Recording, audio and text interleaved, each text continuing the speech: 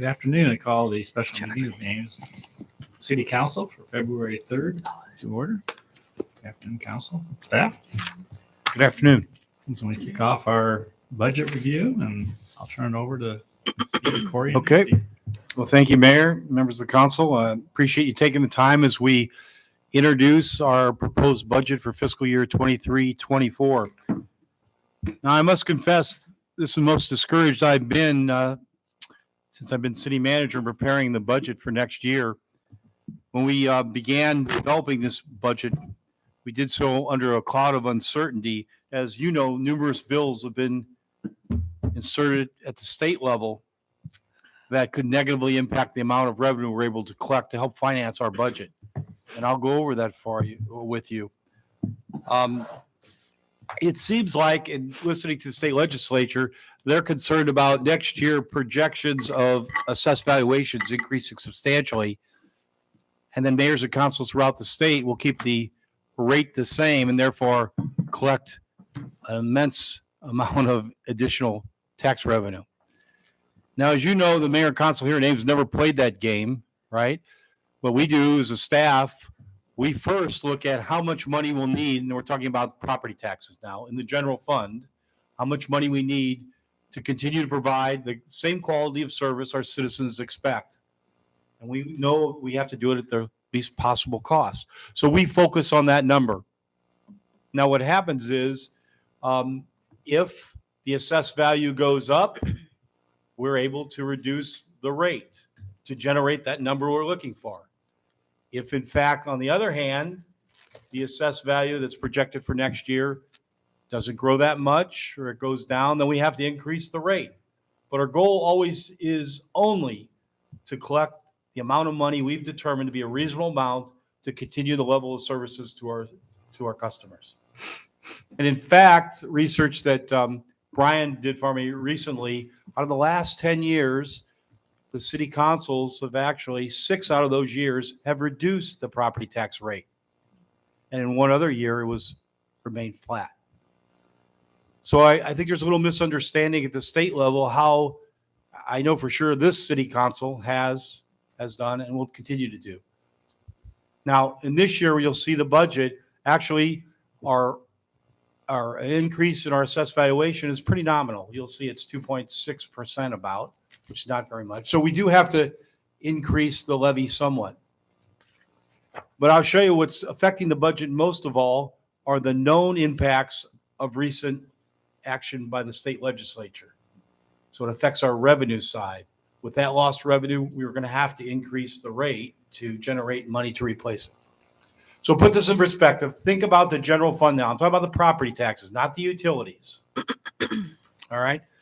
And that's basically the general fund is impacted, or your taxes are impacted by Parks and Rec Department expenditures, right? The library, police, fire. And remember, there's also a transit levy involved in there. That affects your property taxes. Well, and Nancy will go with this, when you look at our actual expenditure side of it, the departments who impact the general fund, their expenditures are only going about 3.6%. And that's pretty amazing. And I think they've done a good job because the average uncontrollable increase expense, remember uncontrollables? That's all your insurance, your property insurance, your health insurance, your pharmacy, all those things. Plus, fuel is going up substantially. We've got retirement. And of course, we want to give our employees a fair, and I don't think an outrageous increase in their salaries. You put those all together and you look at it, you'll see that a 3.6% increase is pretty responsible asking. So then what's happening on the revenue side? Well, the revenue side, we're being hurt by the state legislature's action. Remember, I think it was 2013, the Iowa State Legislature decided that for the first time, an industrial property would not pay on 100%. Their taxable value would not be 100%. They rolled it back to 90%. But they said, don't worry, cities. It was our understanding they would provide backfill. Remember that word, backfill? For the city of Ames, that was about $970,000 a year almost $1 million a year. Well, beginning in 2021, they decided the backfill would discontinue. Now, they did give us 10 years to ratchet that down, to wean us off that amount. So at the end of 5 years, we will have lost almost $1 million. The impact on next year's budget, 23-24, will be a reduction of $195,000. You have to understand that. That's lost revenue.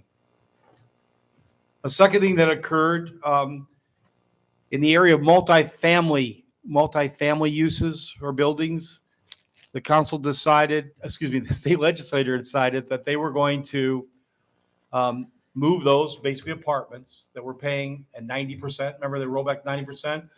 They were going to get advantage. They were going to get to take advantage of the rollback at the same level as residential properties. So they would start paying on 56%, right? In next year, right, we're projecting that we will lose about $217,000 for that move. And when it's all said and done, probably we've lost about $1 million. We will have lost about $1 million, not assessed valuation, actually property tax revenues from that move when it's finally over the series of years now. The past, how many years was it? 10 years? Past 10 years. And next year's alone, though, it's $217,000. So we lost that revenue on the side. We have to make up if you want to continue the same level of service. The next thing that we're facing is this year, the state legislature has passed a law where they're going to take the first $150,000 of assessed value from commercial industrial property and move that first $150,000 from paying on 90% of it down to the 56.5, that rollback number, you see? Now we're estimating that could be as much as $400,000. This is a new law that's been in place. It'll be difficult to get the exact number. That's the best number we know now. In this case, they told us they are going to, listen what I'm saying, they're going to backfill that number. So I have included in this budget a revenue side that, assuming at least for next year, the state will follow through with that commitment. So there will be a offsetting $400,000 or $391,000 on it. Now, what will happen in the future, I don't know. But at least we're anticipating that they're not going to stop that next year. Now, this is very unusual for us. I'm presenting a budget today showing the public numbers we'll see, talking about taxes and all this kind of valuation increases. First time, though, I'm doing this knowing that in about next week, that number is probably going to change. Because there's another issue that's being grappled with by the state legislature, and it was a mistake made not by us. It was made by it was made at the state level in calculating the rollback. Remember the rollback, that percentage? Last year or this year, the rollback went up from about 54% to about 56, at 56.5. And and that number is given to the cities to rely on. We take that number. We don't calculate it. We took that, created the budget that you see before us for the current fiscal year, right? Well, they found out that calculation was wrong, and they want to correct that immediately for next year. They're talking about that now. There's bills in both the House and the Senate. I think it passed the Senate, and they're thinking about passing the House next week. With that correction, the rollback, this budget is built on 56.5% rollback that we were originally given. They're going to roll that back. It'll correct to almost 2%. Probably go back to 54%. Now, a lot of the cities, you have to understand, this is very significant. Will have a very significant impact on cities. About 100 cities have already completed their total budget process. They're certified, ready to go. There are other hundreds that have actually gone past their final, or they've established a hearing based on the numbers that the council has approved. Now, we're not there yet, okay? So we have time to change these numbers. Our estimated loss in revenue from this when it happens will be about $775,000. Many of the local governments asked that perhaps they could put this off till next year or give us a series of years to ratchet it down like they did when we lost the rollback, the first rollback. But I don't believe that's going to be the case. I believe you'll see that we will lose $775,000 for the budget I'm showing you today. Now, what we're going to do, and this is very unusual, we're going to show you two budgets, the impact of what I've just recommended and it's printed up. We had the budget actually printed before we found out about this. But then we'll show you what will happen if we lose the $775,000. Now, I like to say that's all that's before us, but I can tell you the bills are coming fast and furious, and there could be a lot more that are going to affect this budget. And we'll just have to see what happens. But there's no doubt that what the state legislation is doing is not only eroding your home rule for mayors and councils, but more specifically, those changes are affecting your ability to raise revenue for your budget. So it's going to hurt us fiscally too. Now, it would be bad enough if they would take the revenue away from you, but if they also establish laws which will not allow you to increase taxes, to offset that loss of revenue, that's a double whammy. And that's what they're considering right now. So the magnitude of the impact on this budget may change even after I show these other numbers. I just don't know what the bottom line is going to be on the impact of their new legislation. All right. So I don't want to give you all doom and gloom, but it's a reality of the situation. This mayor and council have always tried to provide quality services to our customers. And our customers have varying demands, as you know. You hear it all the time, from streets to animal shelters to all sorts of areas to keep them up. We're talking about sustainability, hundreds of thousands of dollars. We're talking about a lot of areas, bike paths. We're going to need the ability to increase revenues to accomplish those things. So if we're not given those tools, it's going to force us to make some unwanted cutbacks. And I hope we don't get to that. I know the mayor is leading the charge along with a lot of other city officials down to the state legislature. Hopefully they'll understand you're at the front line of providing the services. I hope they'll show some respect and understanding that you'll do everything you can to keep the property tax as low as possible also. All right. So that is a overview. I'd like to start. And Nancy, as you know, and Corey, who's already has this mastered after 2 weeks, is going to be able to go over this with you. So before we do, so two things really fast. First of all, John, thank you for your leadership. This is a strange thing. We never anticipated, as you as mayor would be spending so much time carrying the water, not just for Ames, but for all of our Iowa communities. And I know all of us are very proud of the leadership role that you're taking on our behalf and all the cities. I think it's important for the people who are watching. Steve, could you give us just a little bit? We don't start working on this budget last week. Could you just give us just really quickly, just to frame for people, this is an undertaking that started when? Yeah, Nancy and Corey will know we start this back in August, actually. Mm-hmm. We start the project back in August. That starts with our capital improvement plan, and we call them the early eights. You have to establish the cost for the uncontrollables first. You layer it in the budget. So this is a 4 to 5 month process we take very seriously, and we want to play by the rules as they existed at the time, and that's what we rely on. And I'm just speaking for myself, but one of the things that's so frustrating about the conversation today is that if the legislature wanted to signal a major change in the way in which we're doing business, why in the world do we only find out about this now? And it's very strange to me. This is almost feeling like an adversarial relationship with the state government. So not only are they affecting our ability to govern through home rule, creating a one-size-fits-all approach to governance in Iowa, but now they're affecting our ability to provide for the services that our residents rely on.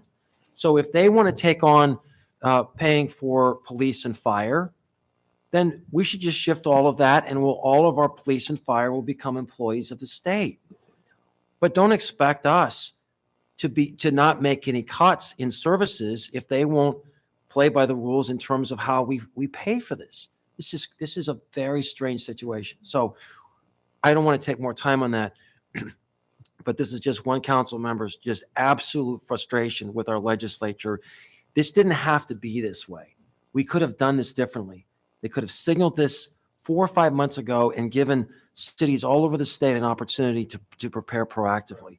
So I'm going to probably vent a little more as we go along, but thank you too for our staff, because you're sort of having to play in a very trying to respond in real time to what these various bills are going through. So Right. with that, thank you. And with that venting, thank you. I don't think you're alone, Tim.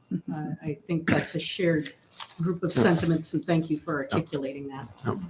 I do want to say I'm pretty proud of the report you see today. This Friday is an overview, the 20,000 foot level of the budget as it relates to property taxes and then utility rates. Okay. So we're going to take a lot of time to go through a lot of reports. We slice it or dice it probably, as talk about transparency, about as good as any city does in the country. So there's a lot of information here. It's important for people to know. They may find it boring, but it's good information for you to see. It's next week. We'll get into the actual programs with department heads, and you'll have much more questions about performance indicators and cost of service and things like that. But this is the high level overview, and we like to keep it informal, so you can interrupt us as we go, and we'll take off from here.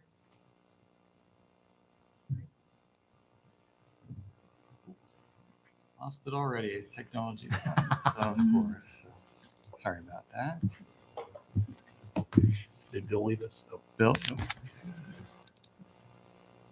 All right. Well, we have the special report that the city's traditionally utilized in the past, and we're going to run through that report as it stands today. I've highlighted certain portions of the report that I think are material talking points, particularly this year.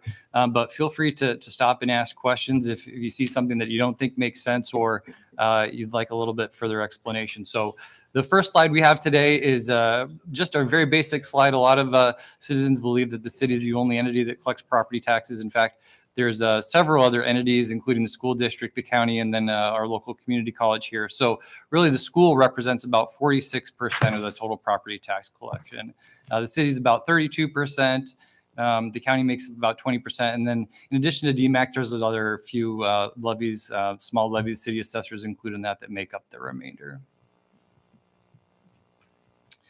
This is a little bit difficult to see, but this is last year's property tax levies. So we're looking at the fiscal year 21 and 22 to 22-23. So last year, the city's, or 2 years ago, the city's property tax rate was $9.87. For the current fiscal year, the year we're in right now, it's $9.82, which is a 4-cent decrease. And largely that's a result of the valuation increases. When Steve mentioned that we don't play games with valuation and property tax rates, that's really a culmination of that statement. The other interesting thing is, if you recall, as part of property tax legislation several years ago, or I believe it was last year actually, mental health and disability services were eliminated from county services. The county taxed at 34 cents per assessed or taxable thousand. So they also removed that funding from their levy rate. So last year, as a property taxpayer of the city of Ames and the Ames School District, you actually paid 44 cents less than you would have the previous year. As I mentioned, a lot of that has to do with valuation increases, mental health services that are now run by the state, and then just slight decreases in each one of the areas. So a 1.42% decrease compared to, I guess, 2 years ago. Go to the next slide here. So this slide's pretty interesting, actually. This is a slide that reflects the city of Ames tax collection, tax rate, and general levy per capita with what I guess are compared as constituent or similar cities. The interesting part, as you look across here, Ames is at the bottom at $9.83. That's our current levy rate. This $5.51 is what's called the general levy rate. Now, if you look across the top in this same column, you'll see $8.10. That is what concerns many cities across the state. That is the cap for the general levy. So you can see all of these cities on the top of the board here, with the exception of Ankeny, and even Dubuque is included in that, are at the 810 levy. So this is the legislation that we're considering. I think it's now Senate File 181 is very concerning for those entities. They don't have the same flexibility that Ames has to adjust their rate. I think the other thing that's also interesting over in this column that I noted is you see increases in valuations for those cities. So last year, you see a 5% increase, for instance, for Sioux City. You see a 5.6% increase for Council Bluffs. Last year was a reassessment year. So those new valuations or each property was reassessed and reevaluated, and that comes up with the new valuation. Well, those entities didn't have the flexibility to lower their levy to accommodate that. They're simply stretched at the max, and that's why they're utilizing that $8.10. I think it's just really interesting the lack of flexibility that the other cities have right now. The Ames is at $5.51. They're sitting in a position financially to accommodate some of these things at current day, but certainly these other cities, I think you can see nearly all of them are at their capacity. Corey, do we know how we compare to other communities in Iowa? We're clearly the lowest among our peers for the general levy per 100 or per 1,000. Yeah, I don't know that number specifically, but I know that a majority of the cities are 810. There's other levies the city can utilize too. There's an emergency levy and some ability to move some dollars to other levies related to employee benefits and health insurance and liability insurance. But I would say at least a majority, if not significantly more, are at the $8.10. There's other flexibility in terms of levies, but almost everybody is utilizing some other form of levy to maximize what they need to accomplish the services for their citizens. Thanks. This is really a good, interesting slide too, because the big discussion at the legislature is valuation goes up, Right. and everyone just keeps their levies the same and just collect more money. Now, I'm looking through this. Some of them have kept them the same or gone up, but you got to get under the hood, Right. and understand what other expenses did they have that came in, because this total levy includes debt service and includes other things that maybe they took on some additional projects or had something else come up that required that. But some of them did. I mean, Council Bluffs dropped 30 cents. Assessed valuation went up 5.6%, but they dropped from 1783 to 1753. So the point is that this is thanks for this tool. It'll be good for talking to legislators. Say, hey, we're not all just painted with the same brush. Right. Thank you. I think that's really difficult. The other thing is to point out is it was a reassessment year in assessment year 2021. Well, we wouldn't expect to see significant increases in valuations if we were to do this next year. Much smaller increases in valuation. Residential properties weren't reassessed. So kind of an anomaly this year to show a valuation increase, but certainly not going to be reflected when we do this next year. Going to the next slide here. So this is a slide I think we'll spend a little bit of time on today. We'll kind of start top to bottom. I've highlighted again some of the things I think are important. As you can see on the top here, we have two columns. This is the current fiscal year that we're in. This is the proposed fiscal year that we're going to be going into. You can see up here the valuation change that I've highlighted is 2.6%. That's taxable valuation for the upcoming year. It's just under $3.5 billion, and that's the concern with the legislation currently under consideration that will be in effect. So that's the number, the denominator for all these numbers, and it impacts all the rates below. That's the number that we're going to be watching closely as the legislation makes its way through the state capitol. We're going to go year to year. You can see the general levy that we just talked about right here. The last year's general levy was $5.51. As it stands today, the proposed levy for the general levy would be $5.56, so a 5-cent increase, which is just under 1%. And that generates about $663,000 in additional revenue, or about 5.4% when compared year to year. The other area I highlighted in this area was the state replacement tax, or we call that backfill. That includes the backfill, the result of the rollback of commercial property for 100 to 90%, but also the following year and the upcoming fiscal year, that includes the result of the backfill of the two-tiered property tax system for commercial and industrial properties. So the first 150,000 Steve mentioned is rolled back to the residential rate. That's a reflection of the backfill for that legislation. I think the big concern from a city standpoint is how long does that backfill remain in existence?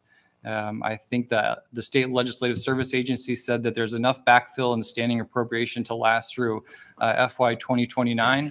I think everybody that probably does this for a living has probably a concern that we'll make it that far. That would be fantastic, but I think everybody's cautiously optimistic when building their future budgets and projections.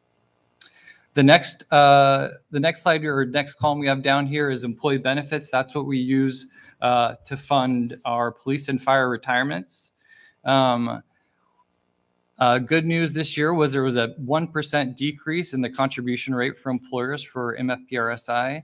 So very small increase of just over 8,000 compared year to year. The city did have some fund balance that it's continued to use over the last several years. We're drawing that down. We're nearing the end of that fund balance. We're really utilizing that to minimize rate increases. But that's a positive aspect in this year's budget. The city is required to contribute less to that retirement system. The next row of levies is the transit levy. The increase this year, the requested increase is highlighted here, 2%. So just under $30,000 year over year. It's about a 1.14% increase in the dollar amount. Percentage of change in the dollar amount, and a slight decrease in the levy because of the increase in valuation. The next set of rows here that we have is the debt service levy. You can see the city has been using some fund balance too to alleviate some significant increases in the debt service levy. But the increase here of $516,000 is really related to the 2003 or 2002 approved debt service bond issuance. So we're starting to pay that debt issuance that was just recently completed, and that's built into the levy there. So just a 3.3% increase in the total levy rate, just under a 5% in the levy rate based on the dollar amount. But really, that's to support the debt that we've issued in the past.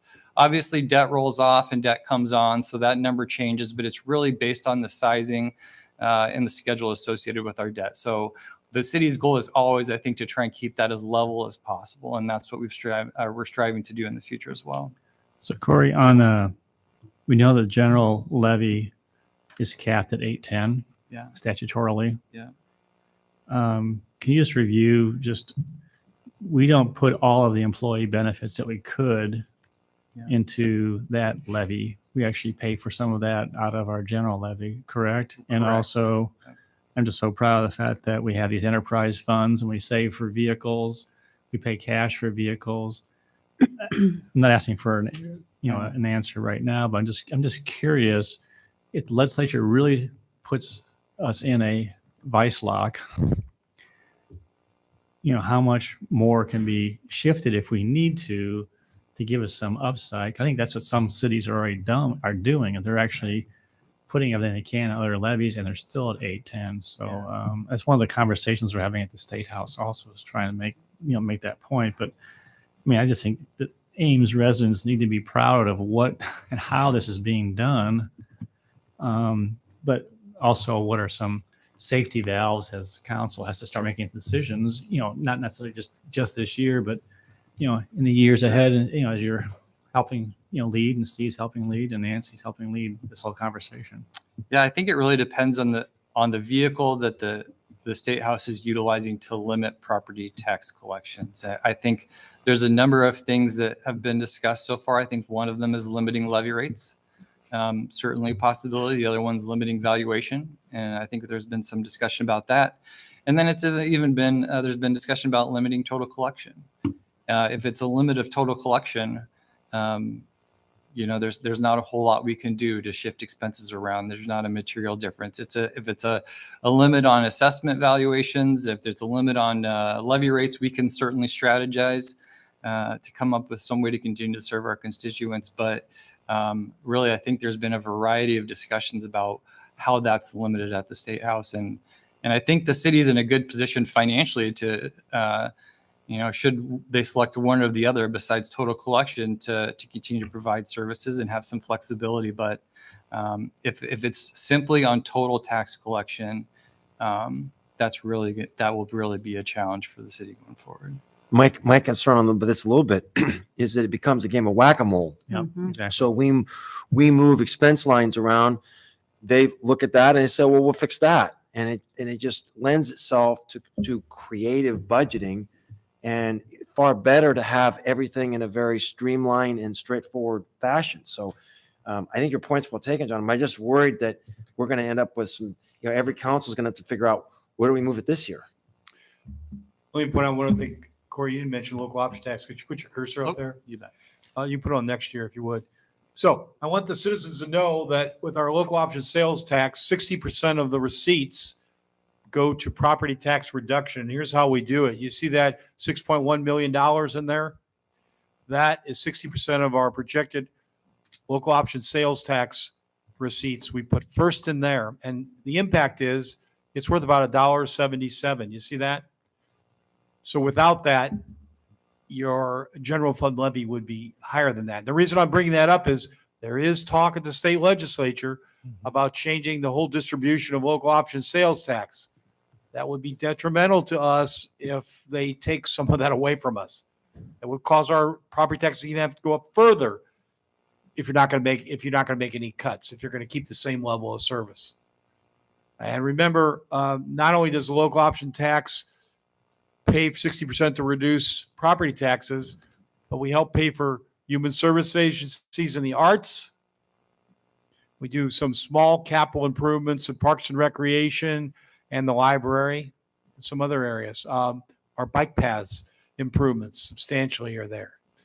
So that's another thing they're tinkering with. We're watching that closely. That could be detrimental to us if anything passed on that at that point. That's another source of revenue that we certainly don't want to lose or have to distribute to other cities. You want to talk about the bottom line then? On the Yep, we'll get down to the bottom line. Yep. So we're just looking at the bottom line here of total taxes. So the proposed budget has a $9.96 levy rate. That's a 13-cent increase per $1,000 of taxable valuation, which is about a 1.36% increase in the rate.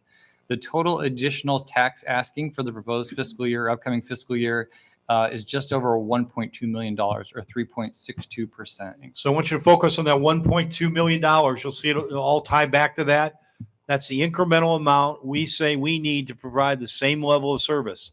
We start there. I'm telling you, we start there. We look at the budgets and we say that $1.2 million is about a 3.6% increase. We feel comfortable. That's a tight budget. It's from there, then we start making the decisions. Tell us what we get the assessed value coming to us. Then we decide what rate we need to generate that money. It's very important you understand that. We start with the number we need. You know what else is interesting? See that $1.2 million? Well, the three moves that the state legislature made. Remember, I talked about the 195,000, the other 217,000, and if they take away in there 778, it's almost $1.1 million. So think about that. It almost matches. If we would have that revenue, if we had that revenue in there, it would be a whole different asking, is what I'm saying. So this year coming up will be the third of 5 years in the step down reduction in backfill, right? Right. By my calculation, it's almost $600,000 less that we're going to be getting in the backfill that they told us that we would be getting. Right. Right. And not to throw even more fear of God into council, but I think they've also talked about rolling commercial back to 80% from 90%. So they do that. That's almost another $1 million schwack with no discussion on backfill. So, I mean,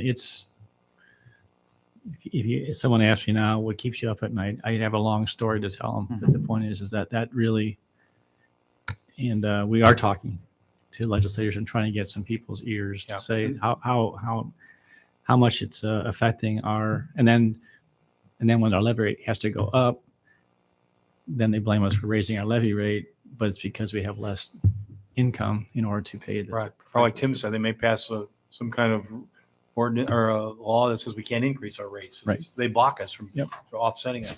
There is some talk, Corey, that 2 years from now, or here again next year, that according to the equation, that the rollback may go down to 49 or 48. 48. That goes further down. That takes away revenue too, right? You understand that's the amount of your house that's subject to taxation.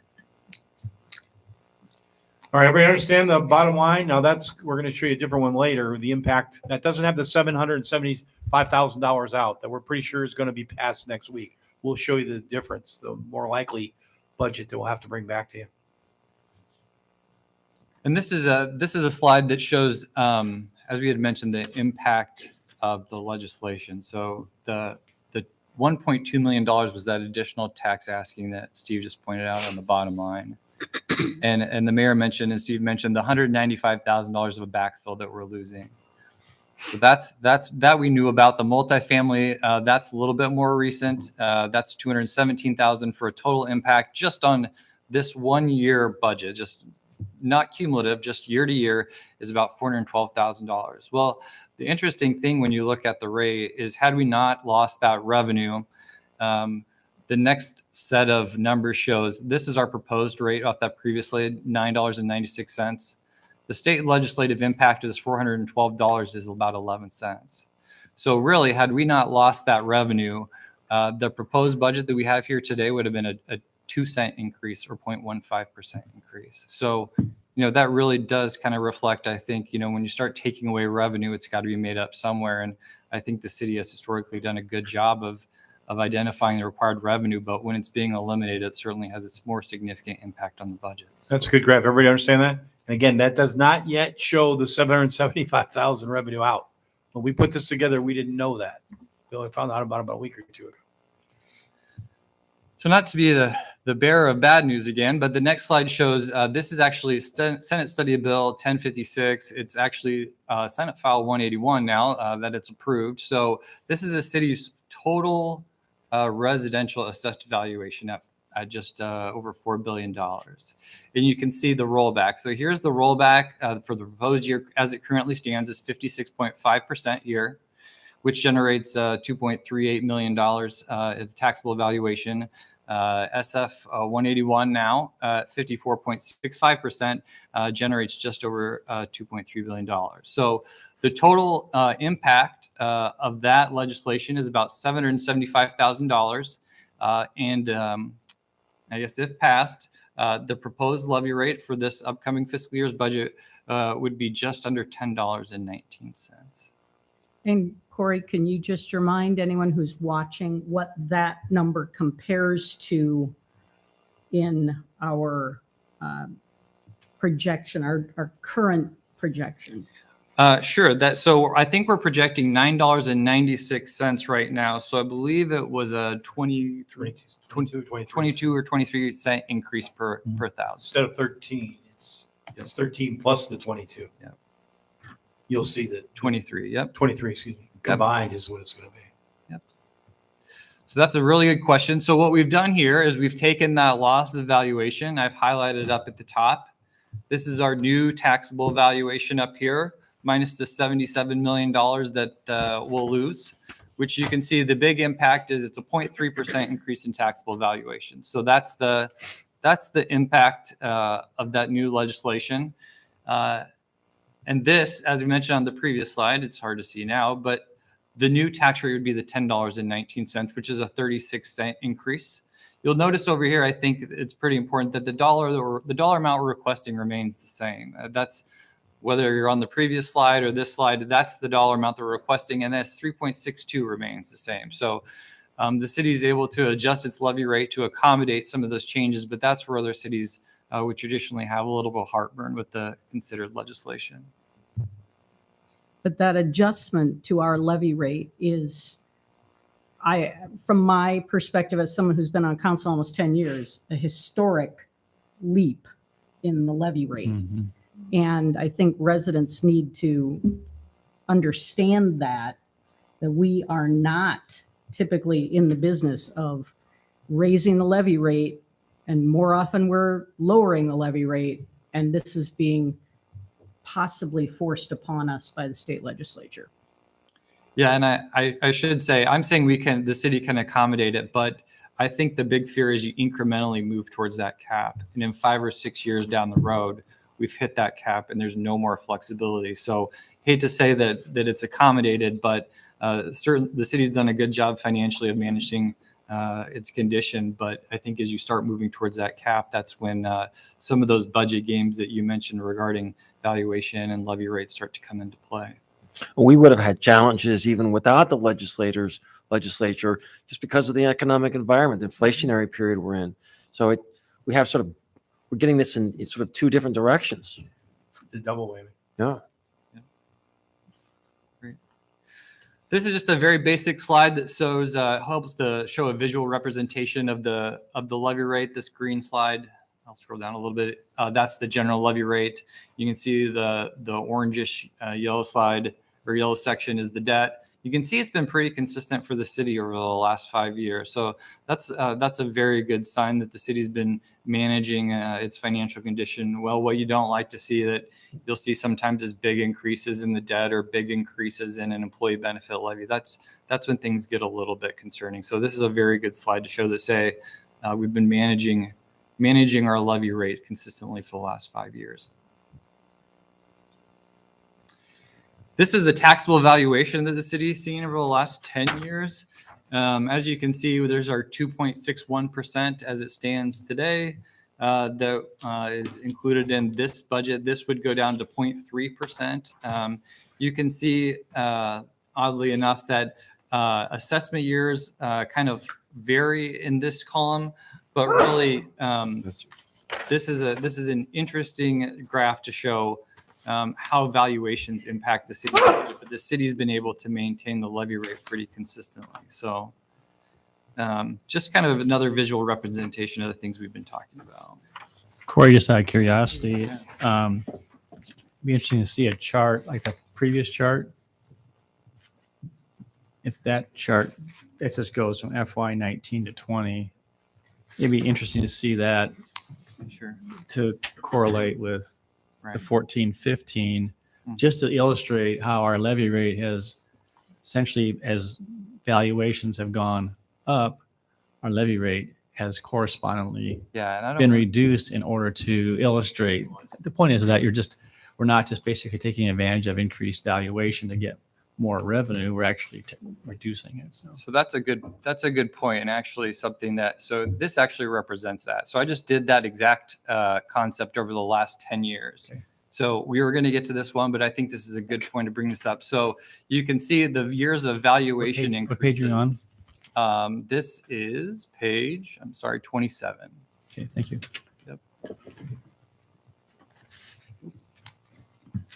So you can see in these two columns, now I'm going back and forth. You can see in the two columns that I've highlighted, one is the levy rate and one is the valuation increases. And you can see there's valuation increases, but a decrease in the levy rate from the previous fiscal year. So years where there was significant valuation increases, the city has historically lowered its levy rate. And I didn't go all the way back down to the bottom of the chart. I just kind of picked the last 10 years and looked to see, okay, when we had significant increases in valuation, what ended up happening with the levy? And I think that represents pretty sound fiscal management when you're looking about total tax collections for our citizens. We're just seeing from 2008-9, we were at $11.06. And now if we absent the change, we're at $9.96. Yeah. So we're at $1.20. We're $1.10 below, even though, so I just, But what's amazing in there, if you remember, we lost a lot of revenue when a lot of the apartment complexes went to condominiums. Remember that? We were able to offset all that. I mean, if I showed you how much we lost over the same years, the changes in policy, and it keeps going now, there's additional ones. Now, by the time it was home, we lost a lot. So it's kind of, So that's kind of I just thought that was interesting too, as we start looking at those things and see the impact of that legislation. Back to where we're at. All right.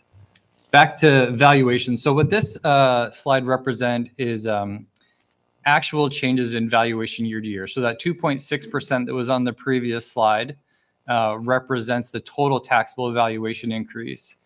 This is the current fiscal year that we're in right here in terms of assessed and taxable valuation. This is the proposed fiscal year, and the property type is all the way on the left. And I think the thing that's most interesting on this slide is you see a big shift in valuation from commercial to residential. Well, that's two things. The first one is that's an increase in the rollback that we probably won't see at the conclusion of the legislation. And the other thing is a shift of multifamily residential from commercial to residential properties. So the multi-residential or 3+ will no longer be in existence or is no longer in existence. It's moved solidly to residential. So that's the big shift in valuation there. It's not as if the city saw a significant increase in residential growth. Their valuation, it really is just a shift in existing valuation from one property tax class to the other. And this is a historical representation of taxable valuation, which is in the green, to assessed valuation. And the good sign here, if you look at a healthy city, you continue to see growth in both areas. So the city's seeing growth in both taxable and assessed valuation. That's a really positive sign. I think the big concern, everybody's big concern, is you continue to see assessed growth, and this taxable growth becomes stagnant or decreases in some circumstances. So just another representation of really a solid financial position for the city. Sorry. This is a slide that shows the changes and the analysis of the change in taxable valuation. So really represents who is paying the increase in valuation and where the valuation is coming from by class. So on the far left, we have our property types. We have the total taxable change in valuation from the previous slides.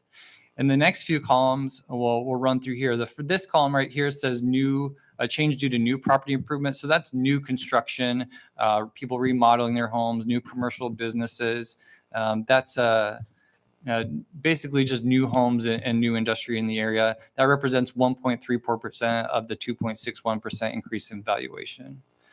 We've talked about it many times, and we will continue to talk about it, but the next row of columns represents the shift in class change. So that's usually not a terribly big number. Historically, there's not a lot of shifts in property tax classification changes. There is this year because of that multifamily residential shift. So that's the primary component of that.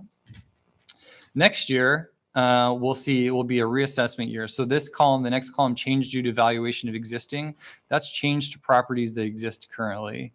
You can see here there's a $18 million decrease in taxable valuation. There were some appeal cases that the city lost, and so there was some lost valuation there. That's the only significant thing that really occurred this year. This column will be something to watch next year for sure. That'll be much higher next year. And I think that really is the concern of the state legislature, that we're going to see existing valuations go up significantly. And I think our city assessor would tell us too that we're likely to see significant increases there. The next column is new valuation due to expiring exemptions. So the city provides commercial and industrial tax abatements. Some of those valuations rolled off. It's a proportional system of total valuation that reflects those valuations coming back online. And then interestingly enough, the last column is change due to the rollback adjustment. As we mentioned, this is the column that will shift significantly with new legislation. You'll notice here, this commercial valuation due to state rollback is down about $40 million. That's the two-tiered property tax system that went into effect this year. So for the first $150,000, it's rolled back to the residential rate. That's really the impact of that legislation there. The other interesting thing is we have $95 million in increased valuation for residential properties.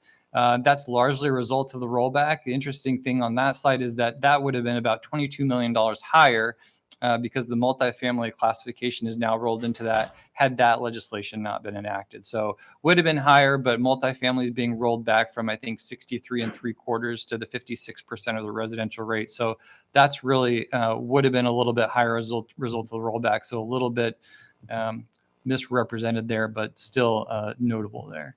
And I think the overall thing that Steve will probably touch on later that we've looked at significantly over the last several months is the impact on existing properties. And we look by classification. So residential property taxpayers, the total taxable valuation has gone up almost $100 million. And again, a majority of that is due to the rollback. That's not anything the city's done, but that's certainly what the state legislature is looking at now. Commercial property taxes, existing properties have gone down about $58 million for a total impact to existing properties of 1.13%. So as you look across the top columns, these two green columns really represent this third column, which is the impact on existing properties. So of the 2.61% increase in taxable valuation, 1.13 comes from the existing properties, right? Whether the rollback exposed them to more taxes, right? Or their valuations went up, and then the remaining is new growth. 1.34% is new growth. In other words, properties that were never on the tax rolls before. This next sheet represents use of fund balance of the Police and Retirement Trust Fund. Looks like back in 1992, I was not here at that time, Steve was, there was about a $4.3 million. Nancy was a great school. Yeah, Actually, I was here too. Nancy was here too, so I'm the only one. I apologize. We had a fund balance of about $4.3 million, and that fund balance has been drawn down over the last 32 years, it looks like, to just over 70,000. We're proposing to use $55,000. That was reflected in that tax rate calculation back there. And then really we're down to $14,000, $15,000, which pretty much eliminates any fund balance at that point. The other thing that makes up a big portion of the city's total tax levy is debt. This slide attempts to show existing debt, where the debt service comes from, and the total impact on the levy rate. So on the far left side is the use of the bonds. We have several areas that utilize bonds primarily, as you would imagine. It's streets that make up a majority of the city's existing debt. The debt for several of the areas, though, is abated. So certainly water, sewer, resource recovery, and then economic development repays a portion of the TIF, or repays a portion of the debt every year. And then we come up with the total amount of debt that's due from the general fund, which is recovered through the property tax levy. This does include, I did highlight, we sat through the CIP process a couple of weeks ago, I believe it was, and that incorporates those projects into a debt service levy and an annual debt service amount of just under $1.5 million. So as you scroll down, we have $1.5 million in total GO debt that's not abated. We have the use of the backfill to abate some of that, and that includes both, we'll call them backfill 1 and 2.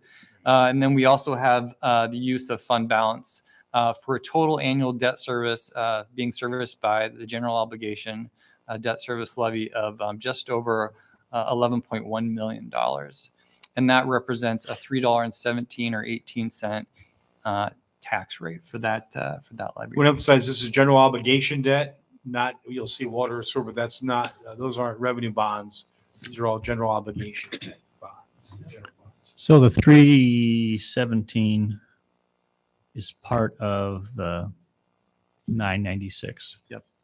Yeah, just so it's not. I think you said it's part of the general levy. It's really part of the Total levies. total levy, Yep. and the general levy is actually a different. Yes. category. Yep. Sorry. Just make sure I'm on the same page. Yeah. Sorry. There's a few levies sometimes. And there's a lot more that the state allows. Yeah, we can go back to page 4 if we want to. The next slide represents the current proposed debt service schedule. So one thing that every city does is kind of look forward and project the impact on the property tax rate of their current debt schedule, certainly, but then any property tax payments that are going to result of their 5-year CIP. So what we've done here on the very top is we've identified the debt service required over the next several years of our current debt. And down below, just the row down below, we've identified what's proposed for FY 2024. And then we've taken the remaining CIP for the upcoming 5 years, built out those debt schedules to come up with the total debt service required or projected right now for the upcoming fiscal year. We've incorporated the state replacement tax. You can see it's a slight increase for FY 23-24, but then we start to see a decrease in the state replacement tax. It's somewhat hypothetical. We're out here in 2029. We're talking about still getting state replacement tax. Whether that will or won't happen certainly will impact the debt service rate, but we've built it out as it stands today. The city's also been very fortunate that it's had a fund balance in the debt service fund of just over $2 million. And so what we've tried to do over the next several years is minimize significant increase in spikes in the debt levy. You can see right here, we're talking about that $3.17. We've utilized that fund balance down here in this other highlighted line to minimize significant spikes. So we tried to keep it between really 13 and 18 cents in the next 5 years or so. And then we obviously have some debt drop off at the end. I believe that's 2016 debt. So the debt rate, I guess the debt service rate at that point would go down. But really, we've attempted to level out some of those increases. Let me emphasize that this is based on our current 5-year plan.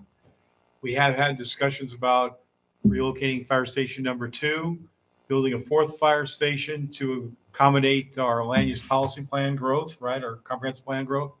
Talked about a new animal shelter. And just recently, we've talked about maybe the need for more indoor gymnasium, indoor soccer space. That's not included in there. And that's what's a little bit concerning to us. If the state puts any cap on either the ability to raise our rates, because these are rates. Now, the debt service has a rate going along with it. Our caps the dollar amount we can spend. It could have a significant impact on the quality of life projects we'll be able to handle in the future. So I want you to understand that too. Now, even if it's voted on, by the way, even if it's approved, all the 4 I mentioned are have to be approved by the by the citizens by a 60% vote. We still wouldn't be able to do it if we have any restrictions placed on it, or budgetary restrictions by the state. So on the basis the link goes forward, we get that $10 million rebate. This is where it would show up in terms of Yep. offsetting the debt service. Is that Corey correct? will, built into that individual bond issue for the indoor pools in there someplace, the aquatic center, we're going to issue bonds. We only issued $1 million this year. We're going to issue another. The big one's going to come $16 million next year, and then it's left out of $21 million. That'll come in the 3rd year, I think. Right. Yep. So at that time, we probably won't have any revenue coming in, but the debt will stretch out for Right. 20 maybe years. 20 years. So there'll be a principal interest debt on that. Right. And then we'll, as we receive the money from the reinvestment district, it will reduce. Think of it as an abatement coming in that will reduce the net impact to the taxpayer. Yeah, it would show up in this column here to decrease the amount of required total GO debt. And I have not built that, as I mentioned Right. before. I'm not saying that the project's not going to occur, the link. It's just to be conservative. I haven't included that in there Yep. at all. And probably that revenue won't come in for 3 years, to be honest. Till everything's approved and built. It takes time for that first phase to even be built. So The next slide just shows who is paying the property taxes and where it's coming from. So we had mentioned the $1.2 million in additional tax asking, which is 3.62%. The residential property taxpayers are paying $3 million of that, while the commercial property taxpayers are going down 1.7 million. I think the other interesting thing is I've kind of talked about it several times, but the multifamily classification is built into this. So they're representing about half of that increase. So of the $3 million, the multifamily classification is paying about $1.5 million. So as we look at the percentage change over here, the real impact is about 7% to the residential classification. And that certainly represents the decrease too, impacts the decrease of total tax collections on the commercial property taxpayers. So this number obviously would go up higher. So I believe it's about 1.5 million. So significantly higher than negative 16%. But even 7% should be of concern to our residents. And I think this is another one of those cases where the actions at the state level are negatively impacting our residents here in Ames. yeah, we'll show you the actual bill example of what we're projecting.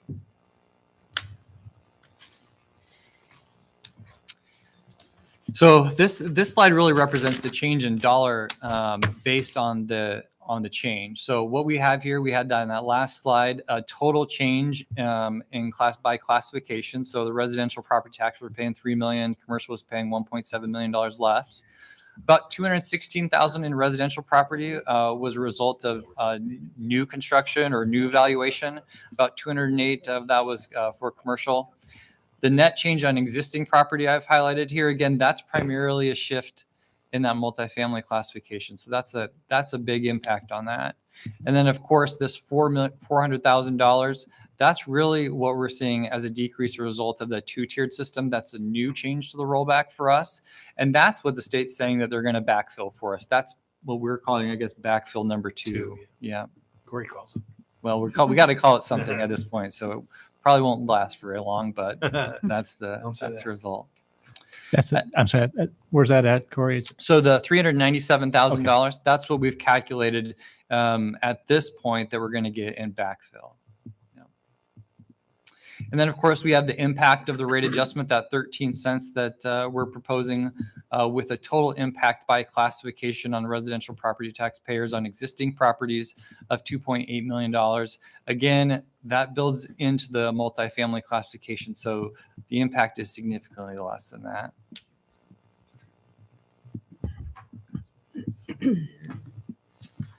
So this slide shows where the valuation lies in the city. And as you can see, we have a significant increase in taxable valuation in FY 23-24 for residential.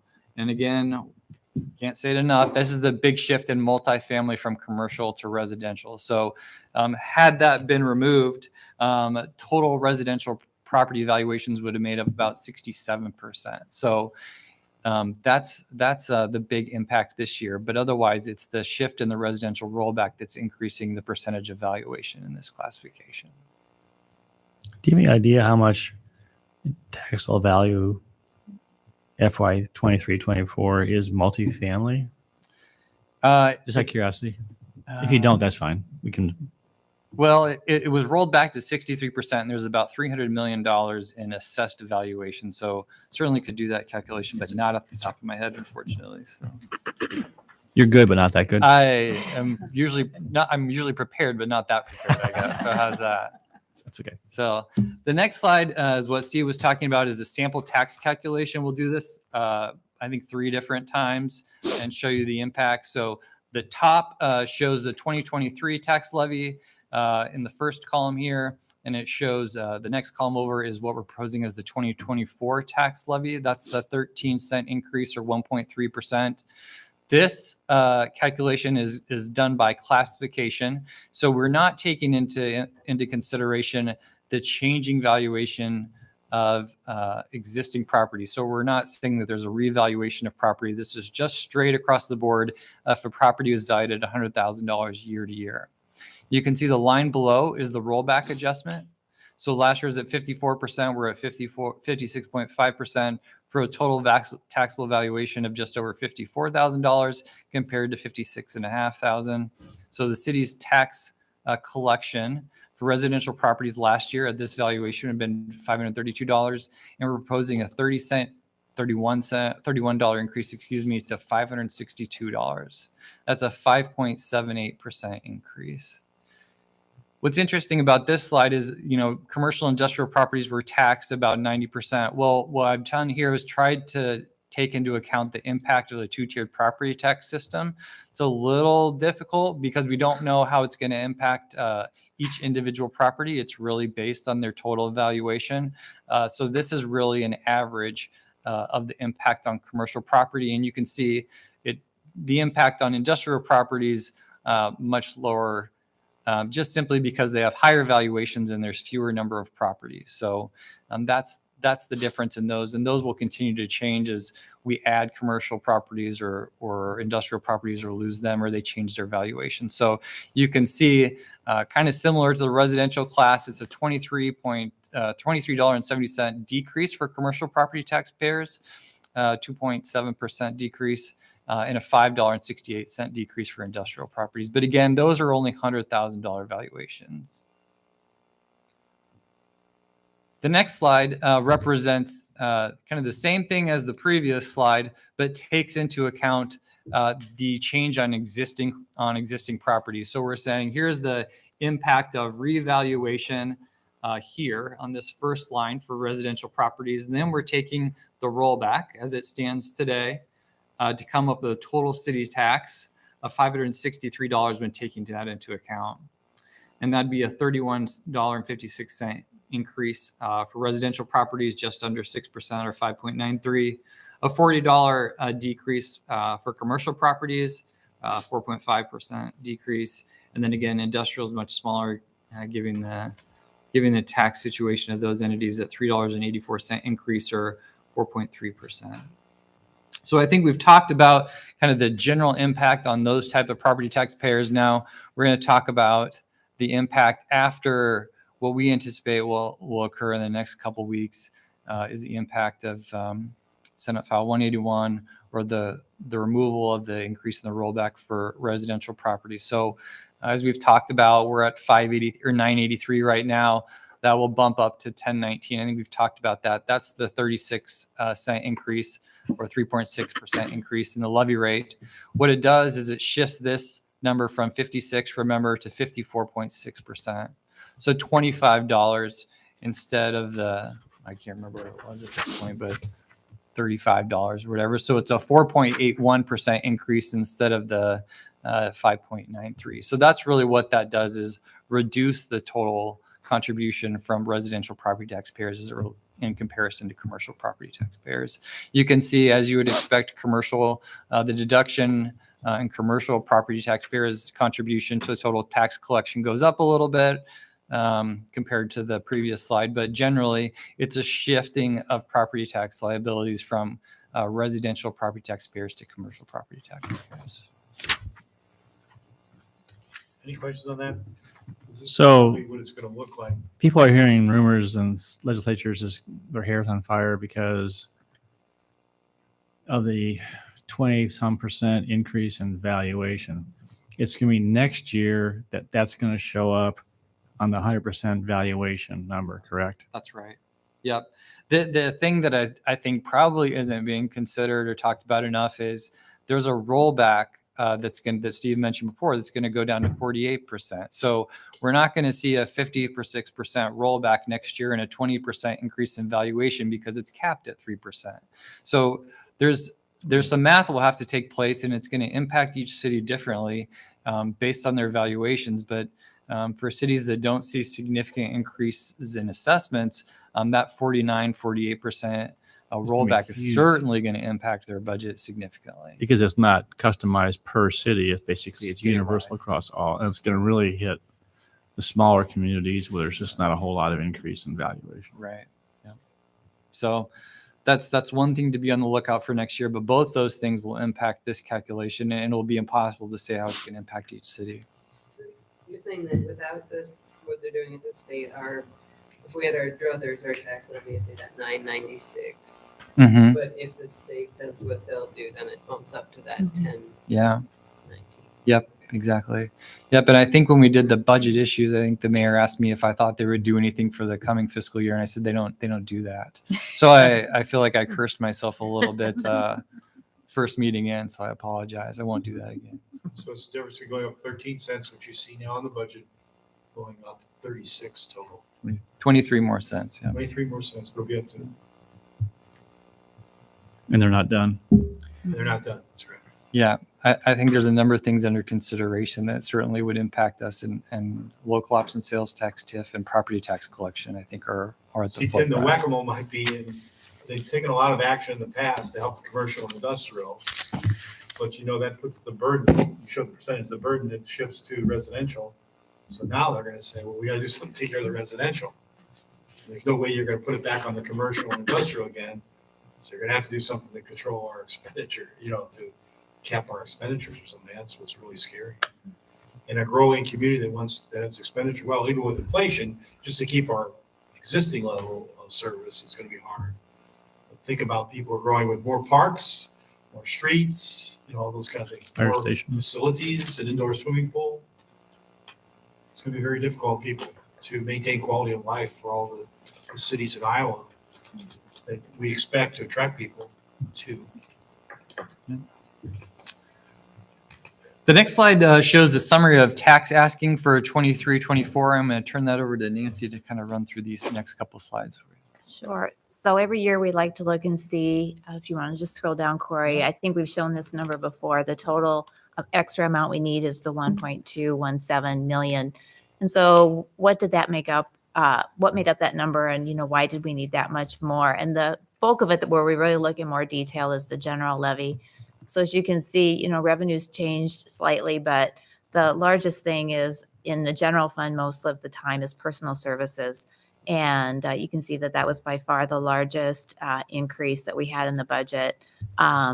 Salaries are up 3.5% is what we're projecting. We added 3 FTEs that will be coming out of general fund significantly. Health insurance increases, which is one of the uncontrollables that Steve mentioned. We're projecting 8% increase in that. So our departments did a really good job that are in the general fund of holding their other things as flat as they could. As you can see, the contractual and internal services are actually down a little bit. The commodities are only up 1.8%. We buy very little capital out of the general fund.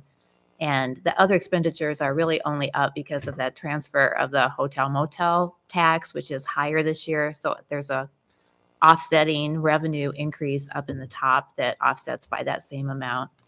But otherwise, the general fund was very flat.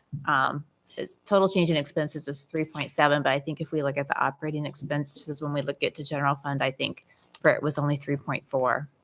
That's kind of incredible. Look at that. I mean, we're talking about 3 big departments there that are millions of dollars, police, fire, parks, rec, library, and there's other pieces and parts. They're only going up. Look at the $22,000 of commodities. Look at the the inflationary costs. Look what they've done in terms of contractual internal services. Well, we're actually down. They've taken this to heart. Your department heads, our department heads are working hard to keep the budgets as low as possible. I don't know if we can keep doing that every year, quite frankly.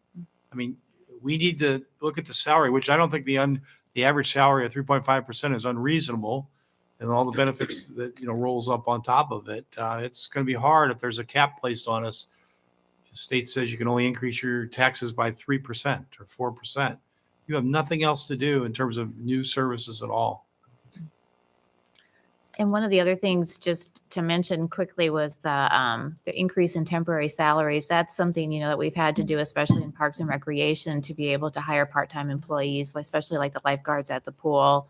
Homewood Golf Course, I think they did pay increases to their temporary staff as well, just to try to retain quality staff so that they can keep their programs operating. And on the local option sales tax transfer of almost $300,000, that's another number that could shift depending on what the legislature does with Right. local option tax. Yeah, that's the higher amount that we are anticipating of the transfer from local option for the property tax relief. So yeah, if local option changes, that number would definitely be affected as well. Nancy, you show other revenues of a negative 62,000. Well, yeah, I think Parks and Rec was the only one who had fee increases. And I think the departments were just conservative in some of their other revenues that they were projecting. I can't remember specifically what it was. Building was a building. Yeah, maybe building and just police services, maybe the library. I think people were trying to be as conservative as possible this year when they put their budgets together. Yeah.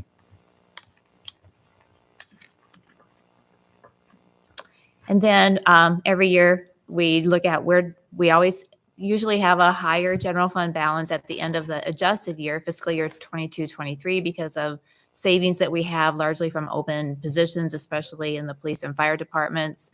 So we kind of like to run through how do we come up with that general fund balance? And at the end of fiscal year 22-23 in the adjusted budget compared to where we thought we were going to end up, we are anticipating that we have, you can see the number Corey's got highlighted there, a little over $1 million available. This is the money that we like to do for one-time expenditures. We don't want to use them for operations. And then Steve has put together a recommended list of what he wants to do with that funding. I can go over that. Mhm. I want to give credit to their staff again, the department heads and their staff. If you've ever worked in an organization, many times the rule of thumb is you better spend it all the last quarter. If you have savings, go spend it all. You'll never get it back. That doesn't happen in this organization. And that's why when we have vacancies and things, people don't go and then spend exactly what's allocated. They will give savings back to the general fund. That's a good ethic we have here in terms of budgeting. I like to do some big projects with the extra money that we don't have to raise taxes for now. They've already been paid for, right? So here's what I've included here in no particular order. Now, just so revenues equal expenditures, these funds will show up in the current fiscal year, but they'll be carried forward in the next fiscal year. And that's why at the beginning of the year, you see some carryover money. So You're probably aware of the ARCH program, which we're working on. It's been very successful. That's helping to partner with Mary Greeley Medical Center. They've gone this year. I think it's their initial year. They're going to try to expand a little bit for next year. I think it's a match. It's not Mayor. I think we split it 50-50. I'm hoping as that gets bigger and bigger, there's going to be other entities that will help us finance this. It could be the school, the county, or other outside grants, because it'll be difficult with the restraints by the state to keep increasing there. But it's a very successful program. It helps us to respond to mental health calls with social workers and EMTs versus the police department first responding. And I think it's been very successful. Can I ask on this one? No question. Love the initial response and how it's gone. My concern with the ARCH funding here is this something that's sustainable? So $154,000. I mean, I'm going to be a little more of a budget hawk Right. in this process this time around than I have been in the past. That's right. So as much as we like this, is this something we should be putting $154,000 to when we don't have a sense of That's how right. it will be paid for going forward? Okay, That's a hard question. all right. That's So what it's not, I'm not disputing the merit of the program, Mhm. but do we pay for this now if we can't go on the Right. next year? Well, I know what you're saying. You're raising expectation, but that's why I put in this one-time money. It's not been built into the operating budget yet. So the time next year, if it's 500,000 and they want 250,000 to partner, we can say no, or we have to have more partners. So you could still argue, why are we doing it at all? Because you're raising expectation in future years. But at least I haven't built it into you're not paying for it on a property tax increase. It's a pilot program. No, an increase I make for next year. It's from savings, current savings. So I'm not raising taxes for it for next year. It's not being built in the budget. Does that make sense? I understand your rationale. I have a different set of lenses this year than I would have last year. I understand. And I'm just asking the question of council. This is not a question of the merits of the program, but do we put 154,000 towards something that we don't have any reasonable expectation of how we would pay for this? In other words, if we're going to have to cut services No, I know. in other budget areas next year, why in the world are we putting money towards something that we can't continue the following year? I would say, and I mean, they are very, very new. So we at least give them some time to establish and find some other funding sources too. But I mean, I think we're helping them just get going, right? So it's not like an organization that's been around a long time and we still think it won't be able to find funding. They're just brand new. So I think we need to, we're sort of, we're funding a gap of time that then they can So get when on their I, feet. and I appreciate that. And if I thought that there was some reasonable basis, when we were all there in that meeting with Mary Greeley, I had the impression that Mary Greeley was going to be looking to us for paying a substantial portion of this. They are. And so it's not a matter that there's going to be some other pot of funding. I think we're supposed to be it. So I have some reservations. I'm curious if other council members have thoughts. Well, I think that your point is well taken, Tim. And I mean, the county can't put any money in because mental health, this falls under mental health. So they're automatically disbarred from the state from putting money in. The city, I mean, the school district is pinched.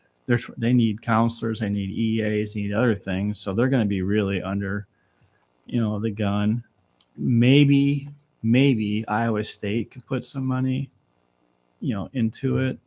And then I did ask Melissa McGarry if she talked to CICS, and apparently for some reason CICS does not believe this really fits under their mission or their ability to use resources, even though they're giving money back to the state, which seems very odd to me, but I just took it at face value at this point. But I would agree that there's not this huge, deep well of partners to go to. There's probably only 3 or 4 partners.